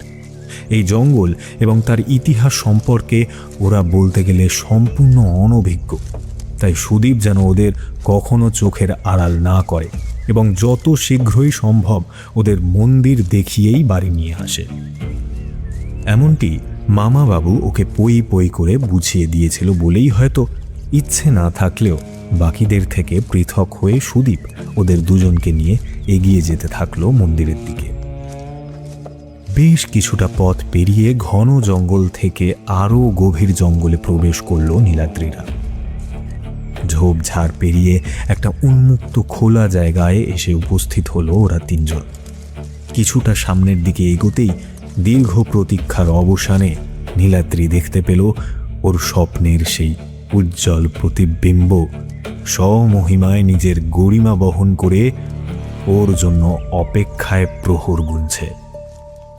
বহু পুরনো এক বট বৃক্ষের নিবিড় ছায়ায় ঘন কুয়াশার আস্তরণে দিব্য অস্তিত্ব প্রকাশের মাধ্যমে মাথায় ত্রিশূল উঁচু করে দাঁড়িয়ে আছে শতাব্দী প্রাচীন রহস্যে ঘেরা বেহুলগড়ের মা চামুণ্ডেশ্বরীর মন্দির। মূল মন্দিরটিকে বট গাছের শিকড় সম্পূর্ণভাবে নিজের নাগ পাশে জড়িয়ে রেখেছে। মন্দিরের কারুকার্য অতীব প্রাচীন এবং প্রাচীন রার বঙ্গের স্থাপত্যশৈলী ও কারুকার্য এখনও নিজেদের উপস্থিতি চরমভাবে জানান দিচ্ছে সেই জরাজীর্ণ মন্দিরের আনাচে কানাচে। চতুর্দিক ঘন জঙ্গলে ঢাকা থাকলেও মন্দিরটি প্রদক্ষিণ করা সম্ভব। নীলাদ্রি অবাক দৃষ্টিতে চেয়ে দেখতে থাকলো মন্দিরটিকে। ক্ষণিকের জন্য নীলাদ্রির মনে হলো বহু যুগ আগে এখানেই ওর জীবনের যোগসূত্র বাঁধা ছিল। কিন্তু সুদীপের বিভীষিকাময় দৃষ্টি একভাবে চেয়ে রইল মন্দিরের উন্মুক্ত সিংহদুয়ারের দিকে। চিৎকার করে বলতে থাকলো, সর্বনাশ হয়ে গেছে, মহাপ্রলয় আসতে চলেছে। কেউ ভৈরব কবচ নষ্ট করে মন্দিরের সিংহ দুয়ার খুলে ফেলেছে। কই গেলে সবাই? এদিকে এসো, দেখো মন্দিরের সিংহ দুয়ার কেউ খুলে দিয়েছে। আর কেউ বাঁচবে না, আর কেউ বাঁচবে না, কেউ না। পাগলের মতো বিলাপ করতে করতে মাটিতে বসে পড়ল। পিয়ালি সুদীপকে শান্ত করার অনেক চেষ্টা করছে, কিন্তু ওর মুখমণ্ডলের সেই ভয় যেন কিছুতেই কমছে না। নীলাদ্রি যেন এইসব কিছুই শুনতে পাচ্ছিল না। ওর চেতনা ওর নিজের মধ্যে নেই। অবোধ শিশুর মতো ধীরে ধীরে এগিয়ে যেতে থাকলো চামুণ্ডেশ্বরী মন্দিরের উন্মুক্ত দুয়ারের সামনে বিগ্রহটি দেখার জন্য। দিনের আলো এখন অনেকটাই পরিষ্কার, কিন্তু সেই গভীর অন্ধকারে নিমজ্জিত গর্ভগৃহের ভেতরে কোনো কিছুই ওর দৃষ্টিগোচর হলো না। কিন্তু মন্দিরের পাথরের দেওয়ালে একটা অস্পষ্ট লেখা চোখে পড়ল নীলাদ্রির। অনেক চেষ্টা করেও কিছুতেই পুরোটা পড়তে পারছিল না সে। একটা ধাঁধার মতো কিছু মনে হচ্ছে, তবে বহুদিন ধরে জমে থাকা শ্যাওলায় তা বোঝা অবশ্য দুর্বোধ্য হয়ে উঠেছে। নীলাদ্রি ধীরে ধীরে এগিয়ে যাচ্ছিল সেই শ্যাওলার জঞ্জাল পরিষ্কার করে লেখাটি পড়ার জন্য। কিন্তু ঠিক তখনই চারিদিক থেকে গ্রামের লোকজন মন্দিরের সামনে এসে উপস্থিত হলো। উন্মুক্ত চামুণ্ডেশ্বরী মন্দির দেখে সকলের মধ্যে এক প্রকার ত্রাহি ত্রাহি রব উঠে গেল। উন্মাদের মতো সেখান থেকে পালানোর জন্য উদ্যত হলো সকলে। জানা গেল যে ছেলেটিকে খুঁজতে সবাই জঙ্গলে এসেছিল তাকেও খুঁজে পাওয়া যায়নি। পিয়ালি ও সুদীপ নীলাদ্রিকে এক প্রকার জোর করেই ওখান থেকে ফিরিয়ে আনলো গ্রামের বাড়িতে। কিন্তু নীলাদ্রির মন বড়ই অস্থির হয়ে আছে। কি লেখা ছিল মন্দিরের দেওয়ালে সেটা ওকে জানতেই হবে, আর তার জন্য ওকে আবার যেভাবেই হোক চামুণ্ডেশ্বরী মন্দিরে একবার যেতেই হবে, এবং সেটি আজকেই। নীলাদ্রি ঠিক করলো সন্ধে নামার আগে ও একবার যাবে ওখানে, এবং বাড়ির কাউকেই এই ব্যাপারে ও কিছু জানাবে না, এমনকি পিয়ালিকেও না। মন্দিরের ভৈরব কবচ নষ্ট হয়ে যাওয়ার খবর শুনে মামাবাবু এক প্রকার শয্যা নিয়ে নিয়েছিলেন। নিজের চোখে প্রিয় বেহুলগড়ের চরম সর্বনাশ কি করে দেখবেন বুঝে উঠতে পারছিলেন না। মামিমা ও বাড়ির সবাই বড্ড বিচলিত ও আতঙ্কের মধ্যে ছিল। শোনা যাচ্ছিল অনেকে গ্রামবাসীরা গ্রাম ছেড়ে চলে যাওয়ার কথা ভাবছে। পরন্তু বিকালে সবাই যখন এদিক ওদিক বিভিন্ন কাজে ব্যস্ত, নীলাদ্রি ঠিক করলো এটাই মোক্ষম সময়। সবার চোখের আড়ালে ও বেরিয়ে যাবে মন্দিরের উদ্দেশ্যে, এবং সেই লেখাটির রহস্য উদ্ধার করে যত দ্রুত সম্ভব ফিরে আসবে। বেরোনোর সময় ও দেখল পিয়ালি নিজের ঘরে বিশ্রাম নিচ্ছে। দরজার বাইরে থেকে বেশ কিছুক্ষণ পিয়ালির দিকে একভাবে তাকিয়ে থাকলো নীলাদ্রি। মনে মনে কি ভাবলো কে জানে। তারপর বেরিয়ে পড়ল সেই ভয়ঙ্কর অভিজ্ঞতার সম্মুখীন হতে, যার সম্পর্কে তখনও পর্যন্ত ওর কোনো ধারণাই ছিল না। রাস্তাটা চিনে আসতে খুব একটা সমস্যা হয়নি নীলাদ্রির। সন্ধে নামার আগেই চামুণ্ডেশ্বরী মন্দির ঘন অন্ধকারে নিমজ্জিত হয়ে গিয়েছিল। সময় নষ্ট না করে সেই লেখাটি পড়ার জন্য শ্যাওলা ও অন্যান্য জঞ্জাল পরিষ্কার করতে থাকল। বেশ কিছুক্ষণ চেষ্টার পর সেটি সম্পূর্ণরূপে পড়া সম্ভব হলো। বিড়বিড় করে পড়তে থাকলো নীলাদ্রি। ঈশানীতে কৃষ্ণশিলা, শক্তিমন্ত্র উচ্চারিলা, গণ্ডকের সলিল তলে চামুণ্ডীরে রাখলাম চলে। সেই লেখার বিন্দু বিসর্গ বুঝে উঠতে পারল না নীলাদ্রি। ভাবল বাড়িতে গিয়ে ধীরে সুস্থে এটি নিয়ে চিন্তা করবে। সন্ধে প্রায় নেমে এসেছে, এবং এতক্ষণে বাড়ির সবাই নিশ্চয়ই ওর অনুপস্থিতি জানতে পেরে গেছে। পিয়ালি নিশ্চয়ই লঙ্কা কাণ্ড বাঁধিয়ে ফেলেছে। সেই সব ভেবে মনে মনে হাসতে হাসতে নীলাদ্রি পিছন ঘুরে দাঁড়াতেই যে দৃশ্য নিজের চোখের সামনে দেখল, তাতে ওর সমগ্র শরীর দিয়ে একটা হাড় হিম করা ঠান্ডা স্রোত প্রবাহিত হয়ে গেল। নীলাদ্রি থেকে মাত্র কয়েক গজ দূরে অন্ধকারে দাঁড়িয়ে আছে এক ভয়ঙ্কর প্রতিমূর্তি। নীলাদ্রির গলা প্রায় শুকিয়ে এলো। ও বুঝতে পারল কোনো এক ভয়ঙ্কর পরিণতির মুখোমুখি হতে চলেছে। ধীরে ধীরে সেই প্রতিমূর্তি অন্ধকার থেকে ক্রমশ নীলাদ্রির দিকে অগ্রসর হতে লাগল। সেই রূপ নীলাদ্রির অপরিচিত নয়। এ সেই যাকে গতকাল এক ঝলক দেখতে পেয়েছিল ঘন জঙ্গলের মধ্যে। বিভৎস দর্শনা কঙ্কালসার শরীর সামান্য ঝুঁকিয়ে আছে নিচের দিকে। বটের ঝুড়ির মতো চুলের জটায় উলঙ্গ দেহ ঢেকে রেখেছে। বৃহৎ সেই চোখগুলো জ্বলন্ত কয়লার মতো রক্তিম। ভয়ঙ্কর মুখগহ্বরের দুই দিকে ধারালো দুটি দাঁত থেকে ফোঁটা ফোঁটা রক্তের বিন্দু মাটিতে পড়ছে, এবং সেই রক্ত ভেজা জিভ লক লক করছে নীলাদ্রিকে দেখে। হাঁটু পর্যন্ত লম্বা তীক্ষ্ণ নখযুক্ত হাত দিয়ে হামাগুড়ি দিতে দিতে ক্ষুধার্ত শৃগালের ন্যায় এগিয়ে আসতে থাকলো ক্রমশ। নীলাদ্রি ততক্ষণে সেই ভয়ঙ্কর শক্তির তৈরি করা মায়া জালে আবদ্ধ হয়ে স্থিরভাবে দাঁড়িয়ে রয়েছে একই স্থানে, নিজের অন্তিম পরিণতির জন্য। ভয়ঙ্কর আর্তনাদ করে সে যখন নীলাদ্রিকে ছিন্ন ভিন্ন করতে উদ্ধত, ঠিক তখনই কেউ একজন উচ্চস্বরে মন্ত্র পাঠ করে নীলাদ্রির চতুর্দিকে এক অগ্নিবলয় সৃষ্টি করল এবং নিজের তন্ত্র মন্ত্রের শক্তি প্রয়োগ করে সেই নারকীয় শক্তিকে সেই স্থান থেকে বিতাড়িত করল। নীলাদ্রির কপালে হাত দিয়ে মন্ত্র পাঠ করে সেই শক্তির মায়াজাল ছিন্ন করে দিল সেই ব্যক্তি। অচৈতন্য হয়ে নীলাদ্রি ঢলে পড়ল সেই অজ্ঞাত পরিচয়ে মানুষটির শরীরের উপরে। নীলাদ্রির যখন জ্ঞান ফিরল, ও দেখল বিছানায় শুয়ে রয়েছে এবং ওর দিকে তাকিয়ে চারপাশের অনেক লোকজন দাঁড়িয়ে আছে। বিছানায় ওর পাশেই বসেছিল পিয়ালি। ওর মাথায় তখনও যথেষ্ট ঝিম ধরে আছে। দুই হাত দিয়ে শক্ত করে মাথাটা ধরে থাকলো কিছুক্ষণ। বারবার মনে করার চেষ্টা করছে কি করে সেই ভয়ঙ্কর নারকীয় প্রাণীটির হাত থেকে রক্ষা পেল। ওর মনে পড়ছে কেমন লোলুপ দৃষ্টিতে ওর শরীরটাকে ছিঁড়ে খাওয়ার জন্য একটু একটু করে এগিয়ে আসছিল সেই বীভৎস অবয়বটি। কি ভয়ঙ্কর তার সেই দৃষ্টি! কিন্তু তারপর না, ওর কোনো কিছুই মনে পড়ছে না। ও কিভাবে বাঁচলো তার হাত থেকে, আর বাড়িতেই বা এলো কিভাবে? ওকে কে বাঁচালো? নানান প্রশ্ন ভিড় করে এলো মাথায় এবং তাতেই বিচলিত হয়ে উঠল নীলাদ্রি। পিয়ালি আস্তে আস্তে ওর মাথায় হাত বোলাতে লাগলো আর তারপর জিজ্ঞেস করলো, এখন কেমন লাগছে তোর? আচ্ছা, আমি তো কিছুতেই বুঝতে পারছি না এসব কি করে ঘটলো। আর মন্দিরে কখন গেলি তুই? কি এমন প্রয়োজন পড়েছিল তোর ওখানে যাবার? আর আর আমাকে একবার জানানোর প্রয়োজন মনে করলি না? এসব কি শুরু করেছিস বলতো? আজ তোর কিছু হয়ে গেলে কাকু কাকিমা যেটুকু আমি মুখ দেখাতাম কি করে? পিয়ালির গলায় কান্নার স্বর নীলাদ্রি স্পষ্ট অনুভব করতে পারল।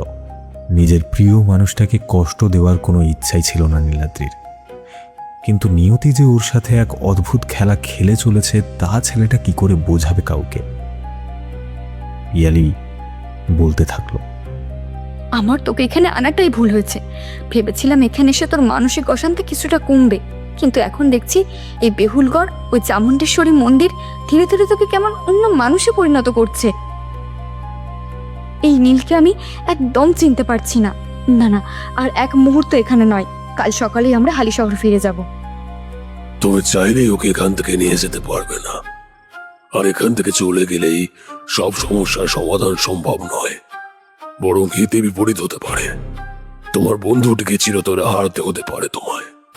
সবাই পিছন ফিরে দেখতে পেল মামাবাবুর সঙ্গে দরজায় এসে উপস্থিত হয়েছেন সেই অজ্ঞাত পরিচয় ব্যক্তি যিনি নীলাদ্রির প্রাণ বাঁচিয়ে জঙ্গল থেকে এই বাড়িতে নিয়ে এসেছেন।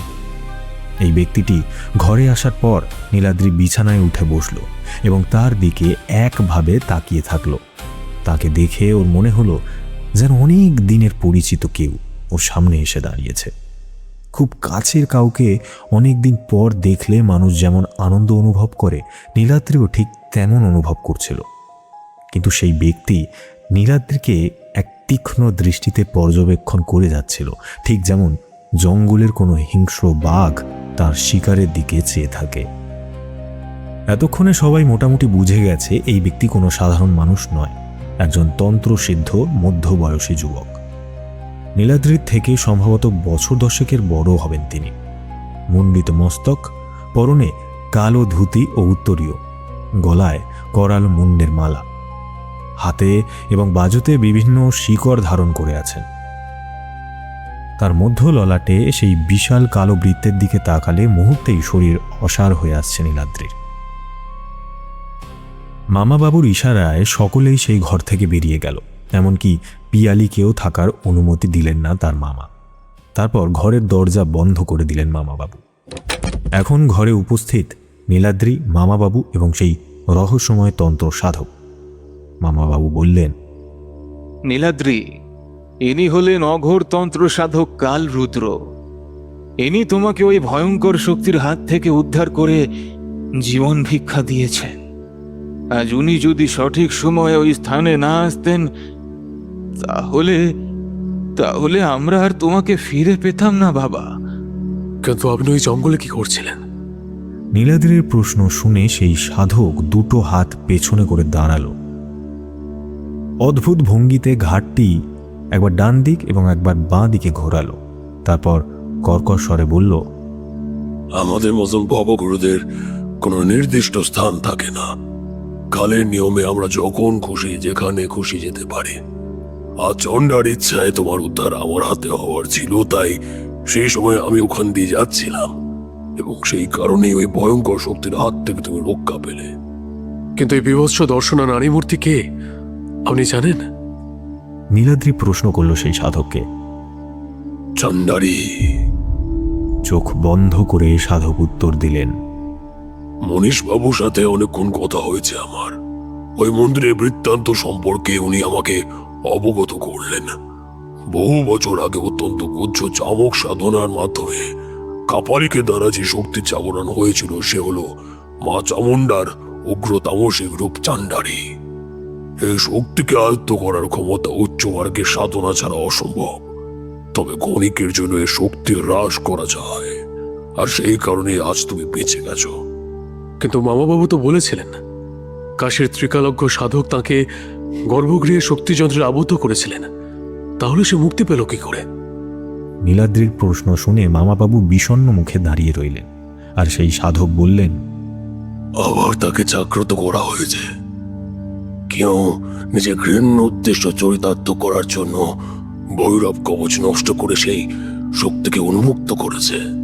কিন্তু এবারও চান্ডারিকে সে বশে আনতে পারেনি, তাই সে সমগ্র বেহুলগড় জুড়ে তাণ্ডব লীলা চালাবে। শতাব্দী প্রাচীন সময় থেকে চামুণ্ডেশ্বরী মন্দিরের এক অতি গুপ্ত রহস্য অসাধু মানুষদের থেকে রক্ষা করে আসছে এই শক্তি।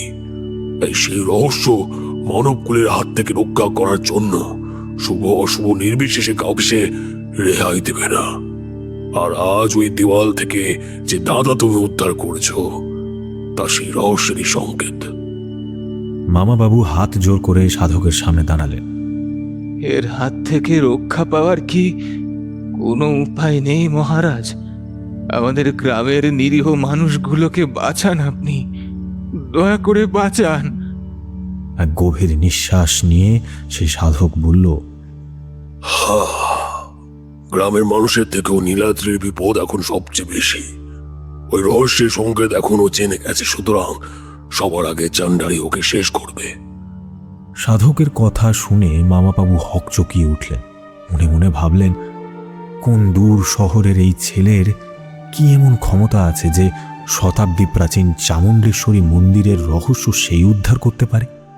কিন্তু দেওয়ালে লেখা ওই সংকেত যে কেউ পড়তে পারে, তাহলে আমার বিপদ কেন? এর কারণ ওই সংকেত ধরে রহস্য উদ্ধার করার ক্ষমতা একমাত্র তোমার মধ্যেই রয়েছে। মনীষ বাবু, নীলাদ্রির সাথে আমি কিছুক্ষণ একা কথা বলতে চাই। আপনি দয়া করে বাইরে যান একটু। সাধকের সেই গম্ভীর আদেশ অগ্রাহ্য করার স্পর্ধা মামাবাবুর হলো না, তাই তিনি ঘর থেকে বেরিয়ে গেলেন। নীলাদ্রি তখনও বুঝে উঠতে পারেনি এই লোক কি বলছে। ওর মধ্যে এমন কি ক্ষমতা আছে যে এমন দুর্ভেদ্য রহস্য উদ্ধার করতে পারে। তারপর ঘরের দরজা লাগিয়ে সেই সাধক নীলাদ্রির কাঁধে তার হাত রেখে বলে, অনেক বড় হয়ে গেছিস তুই নীল, আমাকে চিনতে পারিসনি বল? নীলাদ্রি ভাবল এই নামে ওকে শুধু ওর বাড়ির লোকেরা ডাকে, কিন্তু এই নাম ইনি জানলেন কি করে? সে কোন ছোটবেলায় বাড়ি থেকে চলে এসেছিলাম সাধনার টানে। কোনোদিন ভাবিনি আবার তোদের সাথে দেখা হবে। তোকে জঙ্গল থেকে অচৈতন্য অবস্থায় এখানে আনার সময় আমি চিনে ফেলেছিলাম। আমার বাইরের সেই মায়া ভরা মুখ বলা এত সহজ নয়। আমি জানতাম তুই আমায় চিনতে পারবি না। হ্যাঁ ভাই, আমি তোর দাদা রুদ্র, যে বহুকাল আগে বাড়ি থেকে বেরিয়ে এসেছিল। চোখের জল ফেলতে ফেলতে দুই ভাই একে অপরকে জড়িয়ে ধরল এবং কিছুক্ষণের জন্য ওরা পরস্পর ভুলে গেছিল কি ভয়ঙ্কর বিষয় নিয়ে ওদের আলোচনা চলছিল। তারপর নীলাদ্রি নিজের দাদাকে ওর সাথে হয়ে চলা বিগত কয়েকদিনের সম্পূর্ণ ঘটনা খুলে বলল এবং স্বপ্নে ও কি কি দেখেছে সেও জানালো। সমস্ত বিবরণ শুনে রুদ্র নীলাদ্রিকে বলে উঠল, আমি যা ভাবছি যদি তাই হয়ে থাকে তাহলে তুই একমাত্র পারিস এই সব কিছু থামাতে। এই মন্দিরের সাথে তোর জন্ম জন্মান্তরের যোগ রয়েছে। যে সংকেত তুই উদ্ধার করেছিস তা বহু যুগ আগে তোর নিজের হাতে খোদাই করা। তুই আর কেউ নয়, বহু যুগ আগে চামুণ্ডেশ্বরী মন্দিরের প্রতিষ্ঠাতা খ্যাপা সাধক নীলকান্ত ঠাকুর। নীলাদ্রি কোনো উত্তর দিতে পারল না, শুধু এক মনে কথাগুলো শুনে গেল। মনে হলো ওর ইন্দ্রিয়গুলি ওর অধীনেই নেই, যেন অন্য কেউ তা পরিচালনা করছে এবং অবোধ শিশুর মতো ও তা শুনে যাচ্ছে। রুদ্র তাকে বলে, আগামীকাল সূর্যাস্তের পূর্বে তোকে নিয়ে চামুণ্ডেশ্বরী মন্দিরে যাব ওই সংকেতের উত্তর খুঁজে বার করতে। ওই মন্দিরের রহস্য উদ্ধার না হলে চান্ডারিকে দমন করা অসম্ভব, আর তুই একমাত্র পারিস সেই রহস্য উদ্ধার করতে, কারণ জন্মান্তরে সেই রহস্য তোর হাতেই সংরক্ষিত। কিন্তু কিন্তু আমি সেই রহস্য কি করে উদ্ধার করব দাদা? আমি তো নিজেই তার বিন্দু বিসর্গ কিচ্ছু বুঝতে পারিনি। আর এখনো তুমি যা বললে তার কিছুই আমার মাথায় ঢুকলো না। জন্মান্তর, নীলকান্ত ঠাকুর, না না, আমি কিছুই বুঝতে পারছি না। হে ঈশ্বর, কোন পরিস্থিতির মধ্যে তুমি আমাকে এনে ফেললে? রুদ্র আস্তে আস্তে জানালার কাছে গিয়ে রাতের আকাশের দিকে চেয়ে থাকলো। তারপর উচ্চস্বরে বলতে থাকলো সেই ধাঁধাটি, ঈশানীতে কৃষ্ণশিলা শক্তি মন্ত্র উচ্চারিলা কণ্ডকী সলিল তলে চামুণ্ডী রাখিলাম চলে। ঈশানীতে ঈশান দিক বুঝিয়েছে নিশ্চয়ই। কৃষ্ণশিলা মানে ঈশান দিকে কৃষ্ণশিলা, কিন্তু কৃষ্ণশিলা ঠিক কি? শালগ্রাম নাকি অন্য কিছু? তারপর শক্তি মন্ত্র উচ্চারিলা মানে শক্তি মন্ত্র উচ্চারণের মাধ্যমে কিছু। তারপর কণ্ডকী সলিল তলে, এটাই সব থেকে বড় রহস্য। বঙ্গদেশের এই প্রত্যন্ত গ্রামে গণ্ডকীর সলিল কোথায়? সবশেষে চামুণ্ডী রাখিলাম চলে। চামুণ্ডী অর্থাৎ সেই রহস্য যা এতদিন লোকচক্ষুর আড়ালে সে মন্দিরের কোথাও রয়ে গেছে। না না না না না, এভাবে হবে না। আরো গভীর চিন্তা করতে হবে। যেভাবেই হোক ওই রহস্য আমার চাই। রুদ্র চোখে মুখে এক অদ্ভুত লালসা চোখে পড়ল নীলাদ্রি। বাইরে প্রকৃতি চরম রূপ ধারণ করেছে। হেমন্তের কোমল আকাশেও বজ্রপাতের শব্দ শুনে বুক কেঁপে উঠল সকলের। সবার মনে একটাই প্রশ্ন, এ কিসের অশনি সংকেত?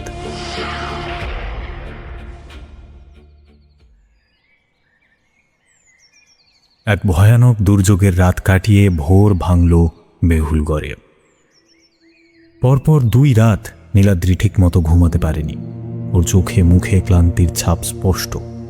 তার উপর গতকালের সেই বীভৎস অভিজ্ঞতা কিছুতেই ভুলতে পারছে না ছেলেটা। রাতে সেই কথাগুলো বলে রুদ্র ঘর থেকে চলে যাবার পর নীলাদ্রি আর কারোর সঙ্গে দেখা করতে চায়নি। ও কিছুটা সময় একা থাকতে চেয়েছিল। স্বাভাবিকভাবেই এতগুলো জটিল ও রহস্যজনক পরিস্থিতি কোনো মানুষের জীবনে একসাথে দেখা দিলে তার মানসিক পরিস্থিতি ভালো থাকে কি করে?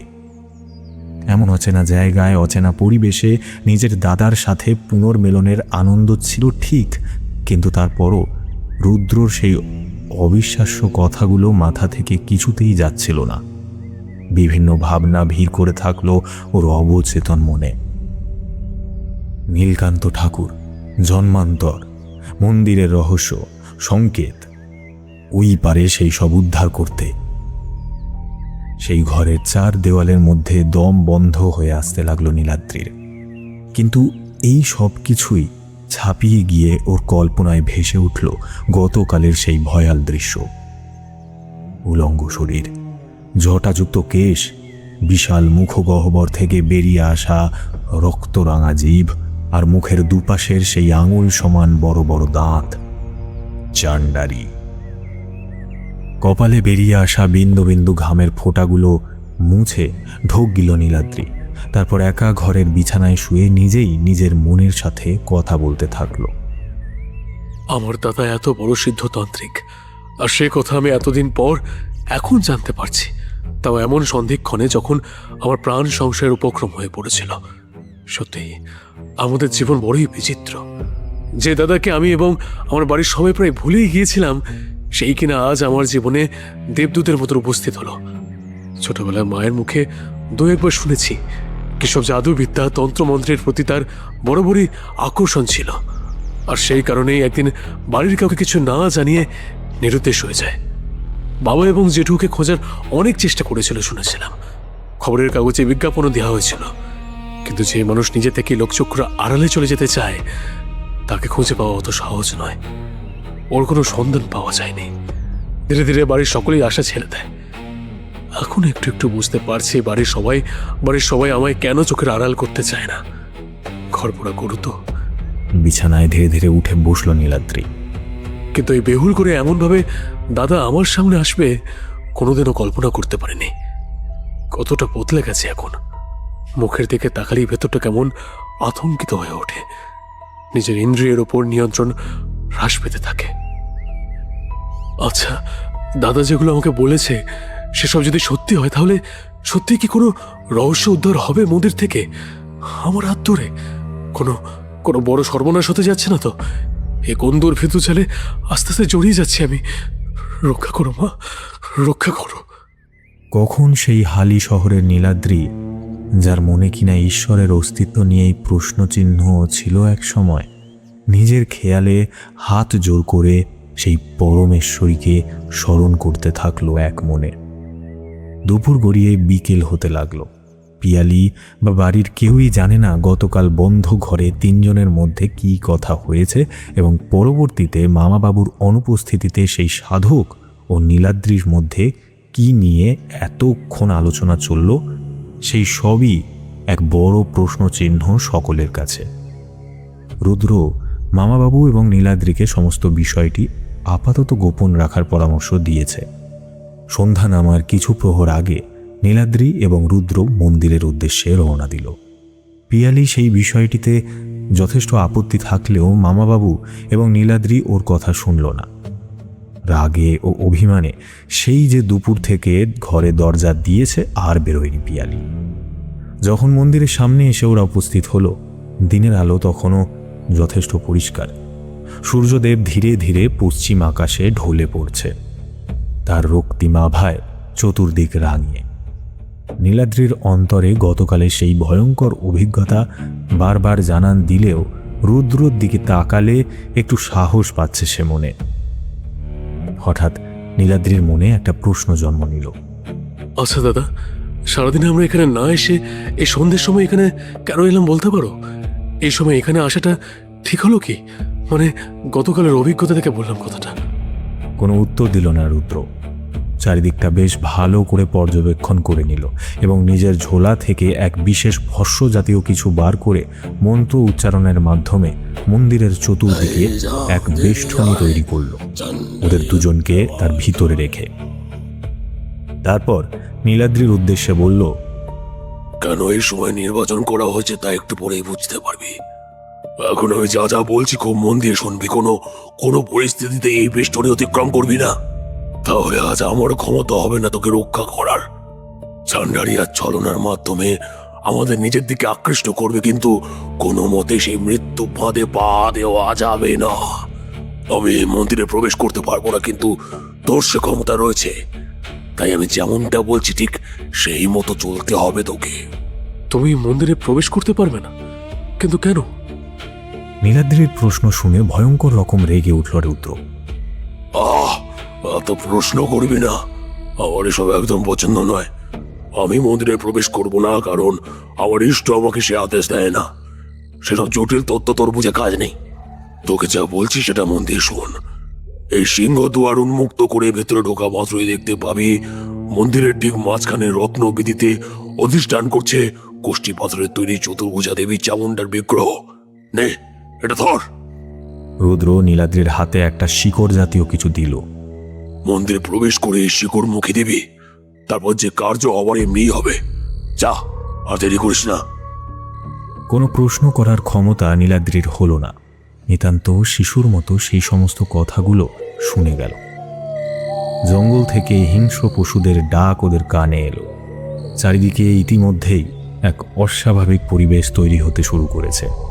সেই ভগ্ন প্রায় নাট মন্দিরে বসে রুদ্র জপ করতে শুরু করলো এবং ধীরে ধীরে নীলাদ্রি এগিয়ে যেতে থাকলো চামুণ্ডেশ্বরী মন্দিরের গর্ভগৃহের ভিতরে। সিংহদুয়ার উন্মুক্ত করে মন্দিরে প্রবেশ করেই নীলাদ্রির মনে এক অদ্ভুত প্রশান্তি অনুভব হলো, যেন বহু বছর পর সন্তান তার মায়ের কাছে এসেছে। কিন্তু রুদ্রর কথা মতো সময় নষ্ট না করে সেই শিকড় মুখে দিতেই নীলাদ্রির সর্বাঙ্গে এক অদ্ভুত প্রতিক্রিয়া শুরু হলো। অতীতের সমস্ত স্মৃতি ওর মাথার উপর ভিড় করে এলো। ওর গুলিয়ে যাচ্ছে ওর আসল পরিচয়। কেউ নীলাদ্রি নাকি নীলকান্ত? ভয়ঙ্কর চিৎকার করে উঠল সে গর্ভগৃহের ভেতরে। সেই চিৎকারের তীব্র ধ্বনি দূর জঙ্গলেও যেন ভেসে উঠল। নাট মন্দিরে বসে চোখ বন্ধ করে জব করতে করতে রুদ্রর মুখে এক বীভৎস খলনায়কের হাসি, ওর আসল উদ্দেশ্য পূরণের পথে। এই শিকড়ের মাধ্যমে রুদ্র নীলাদ্রির সমস্ত ইন্দ্রিয়কে নিজের আয়ত্তে করেছে। ভেতরের শরীর নীলাদ্রির, কিন্তু তা পরিচালনা করছে রুদ্র। ধ্যান যোগে নীলাদ্রির চোখ দিয়ে লোলুপ দৃষ্টিতে সেই রহস্য উন্মোচনের জন্য গর্ভগৃহের ভিতরে পর্যবেক্ষণ করতে থাকল রুদ্র। সে বিশেষ মহেন্দ্রক্ষণ উপস্থিত হলো যখন সূর্যের শেষ কিরণ এসে পড়ল মন্দিরের ভেতরে রাখা একটি স্ফটিকে, এবং সেই গর্ভগৃহের অভ্যন্তর এক মায়াবী আলোয় ভরে উঠল। মন্দিরের ঊর্ধ্ব এবং অধ বাদে বাকি অষ্ট দিকের দেওয়ালে অষ্টমাতৃকার শিলামূর্তির অবস্থান। এরপর মন্ত্র প্রয়োগের দ্বারা নীলাদ্রির মস্তিষ্কের উপর জোর দিতে থাকল রুদ্র সেই ধাঁধার উত্তর খুঁজে পেতে। নীলাদ্রি পাগলের মতো চিৎকার করে চলেছে। সেই শরীরে নীলাদ্রির নিজের কোনো নিয়ন্ত্রণ নেই। বিড়বিড় করে কিছু বলে চলেছে। ঈশানীতে কৃষ্ণশিলা, এই তো ঈশান দেখ, কিন্তু কিন্তু এখানে কৃষ্ণশিলা কই? না না না না না, হচ্ছে না, আরো ভাবতে হবে। শক্তি মন্ত্র উচ্চারিলা, শক্তি মন্ত্র। ঈশান দেখ, বুঝেছি, অদ্যাস্তোত্র শক্তি মন্ত্র। সেখানে বলা হয়েছে নৈঋতং রক্তদন্তা চ ঈশানাংশুল ধারিণী, অর্থাৎ সংকেতের অর্থ ছিল শক্তি মন্ত্র উচ্চারণে ঈশান করে খুঁজতে হবে কৃষ্ণশিলা। এই তো ঈশান করে অষ্টমাতৃকার এক মাহেশ্বরী, তার হাতে শূল। ত্রিশূলে হাত দিতেই নিচে একটা কালো পাথর বেরিয়ে এলো দেওয়ালের ভিতর থেকে। এই তো কৃষ্ণবর্ণের শিলা। সেই কৃষ্ণ পাথর দেওয়াল থেকে তুলতেই মন্দিরের ভিতর বিকট শব্দে কিছু একটা খোলার ইঙ্গিত পাওয়া গেল। চামুণ্ডেশ্বরী বিগ্রহের সামনের পাথরের মেঝে ভেদ করে প্রকট হল এক কুণ্ড, যার মধ্যে সম্ভবত গণ্ডকী নদীর জল সঞ্চিত অবস্থায় রাখা, যা দিয়ে কোনো এক সময়কালে দেবী বিগ্রহকে মহাস্নান করানো হতো। গণ্ডকী সলিল তলে চামুণ্ডী রাখিলাম চলে। বলতে বলতে হাত ঢুকিয়ে দিল সেই পবিত্র কুণ্ডর ভেতরে, কিন্তু সেই জল স্পর্শ করতেই নীলাদ্রির সমগ্র দেহে এক বিদ্যুৎ তরঙ্গ প্রবাহিত হলো, কারণ ওর শরীরে তখন রুদ্র বিরাজমান। তাই ছিটকে গিয়ে নীলাদ্রি পড়ল মন্দিরের এক ধারে। মুহূর্তে জ্ঞান হারালো। যখন জ্ঞান ফিরল নীলাদ্রির, মধ্যরাত্রি অতিক্রান্ত হয়েছে। মুখ থেকে সেই শিকড় ফেলে দিয়েছে নীলাদ্রি। রুদ্রর বশীকরণের ফলে সে প্রচণ্ড দুর্বল এবং ক্লান্ত। তবুও ওর কানে এলো নাট মন্দিরে বসে রুদ্রর উচ্চস্বরে মন্ত্রোচ্চারণ। অনেক কষ্টে গর্ভগৃহের ভেতর থেকে বাইরের দিকে চেয়ে দেখল অর্ধ উলঙ্গ অবস্থায় রুদ্র এক বিশাল হোমকুণ্ডে যজ্ঞাহুতি দিচ্ছে মন্ত্রোচ্চারণ করে।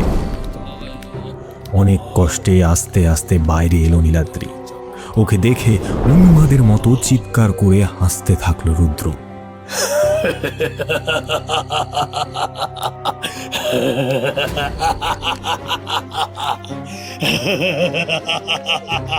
তারপর সেই কর্কশ স্বরে বলতে থাকলো,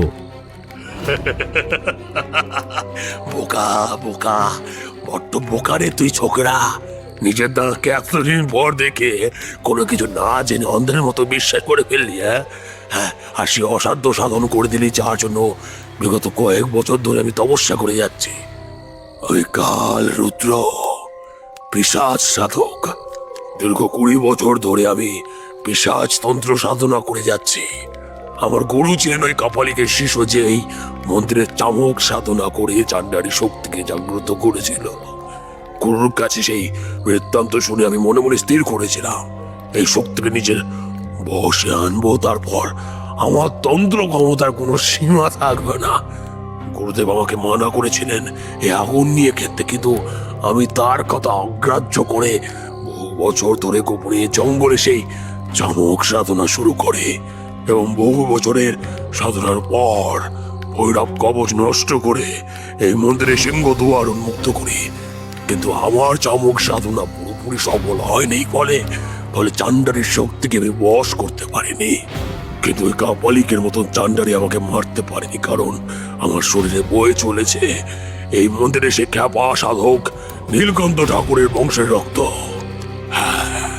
হ্যাঁ, আমাদের পূর্বপুরুষ ছিলেন নীলকান্ত ঠাকুর ওরফে খ্যাপা বাবা, আর তুই হলি তাঁর জন্মান্তরে।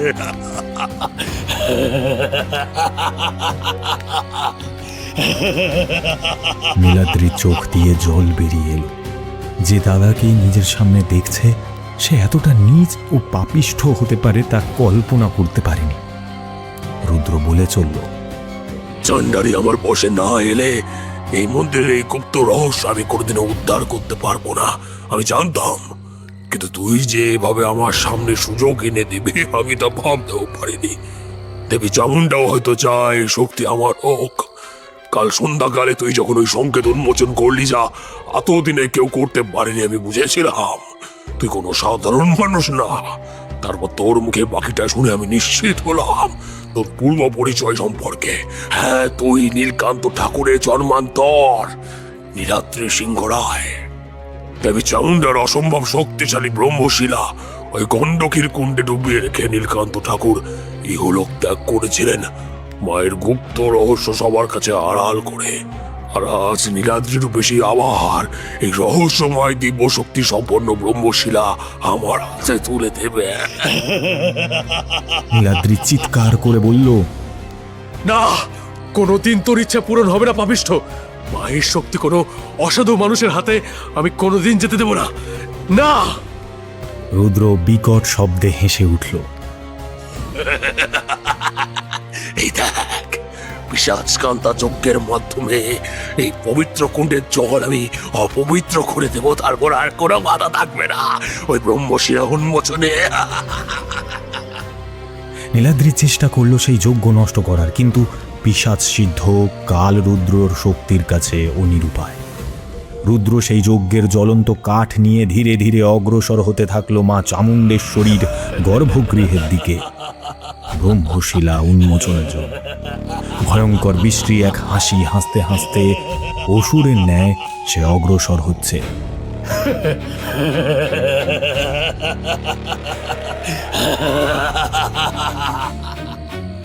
দুর্বল ক্লান্ত শরীর নিয়ে নীলাদ্রি পাগলের মতো চিৎকার করে ডেকে উঠল, মা, রক্ষা করো মা, এ সর্বনাশ তুমি হতে দিও না মা, রক্ষা করো মা, রক্ষা করো। কাল রুদ্র যেই মুহূর্তে গর্ভগৃহে পা রাখতে যাবে, হঠাৎ এক প্রচণ্ড উজ্জ্বল জ্যোতি বিচ্ছুরিত হতে থাকলো গর্ভগৃহের ভেতর থেকে, যার তীব্র প্রকাশ ও তেজ সহ্য করার ক্ষমতা কাল রুদ্রের নেই। গর্ভগৃহের দরজা থেকে ছিটকে বাইরে এসে পড়ল সে। নীলাদ্রি ও রুদ্র দেখতে পেল সেই জ্যোতির সামনে অন্ধকারে এক নারীর শরীর, 8 পৌরে শাড়ি পরনে, 2 হাত নিরস্ত্র, শাখা পলা পরিহিত, এলোকেশি চুল হাওয়ায় দোদুল্যমান, ঠিক যেন আমাদের সকলের মা। না, না কোনো প্রলয়ঙ্করী ভয়ঙ্কর রূপ নয়, এক স্নিগ্ধ কোমল মাতৃরূপে ছায়া দর্শন দিলেন জগদীশ্বরী আদ্যাশক্তি মহামায়া। সেই রূপ দেখে নীলাদ্রির হাত কখন প্রণাম মুদ্রা ধারণ করেছে সে নিজেও জানে না। তারপর সেই ভুবন মোহিনী অপার্থিব কণ্ঠস্বরে দেবী বলে উঠলেন, তোর পাপের ঘরা আজ পূর্ণ হয়েছে কালরুদ্র। এই মুহূর্তে তোর মহা সর্বনাশ উপস্থিত। যে পরম শক্তির প্রতি তুই কুদৃষ্টি দিয়েছিস তার হাতেই তোর বিনাশ ঘটবে। প্রস্তুত হ।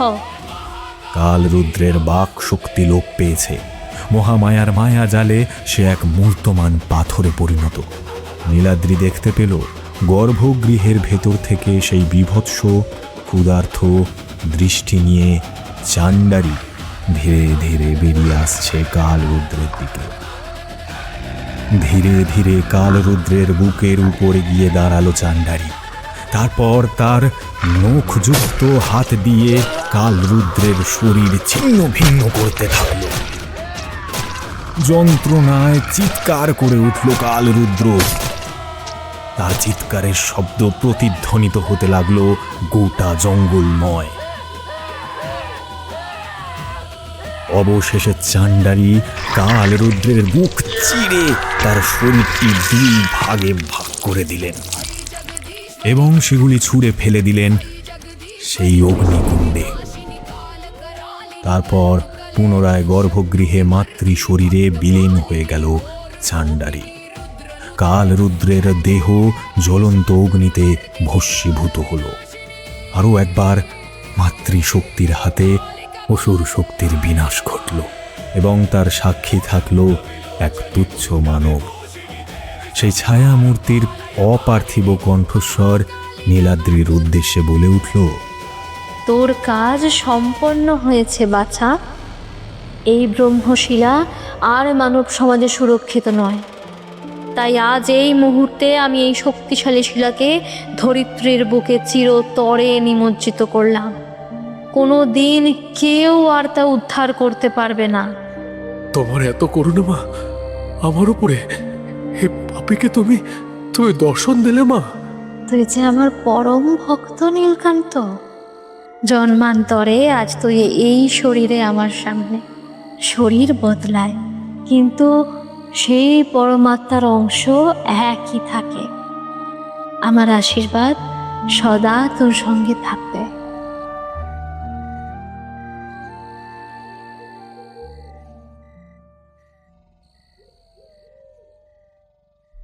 নীলাদ্রির জ্ঞান ফিরে দেখল ও মামা বাবুদের বাড়িতে।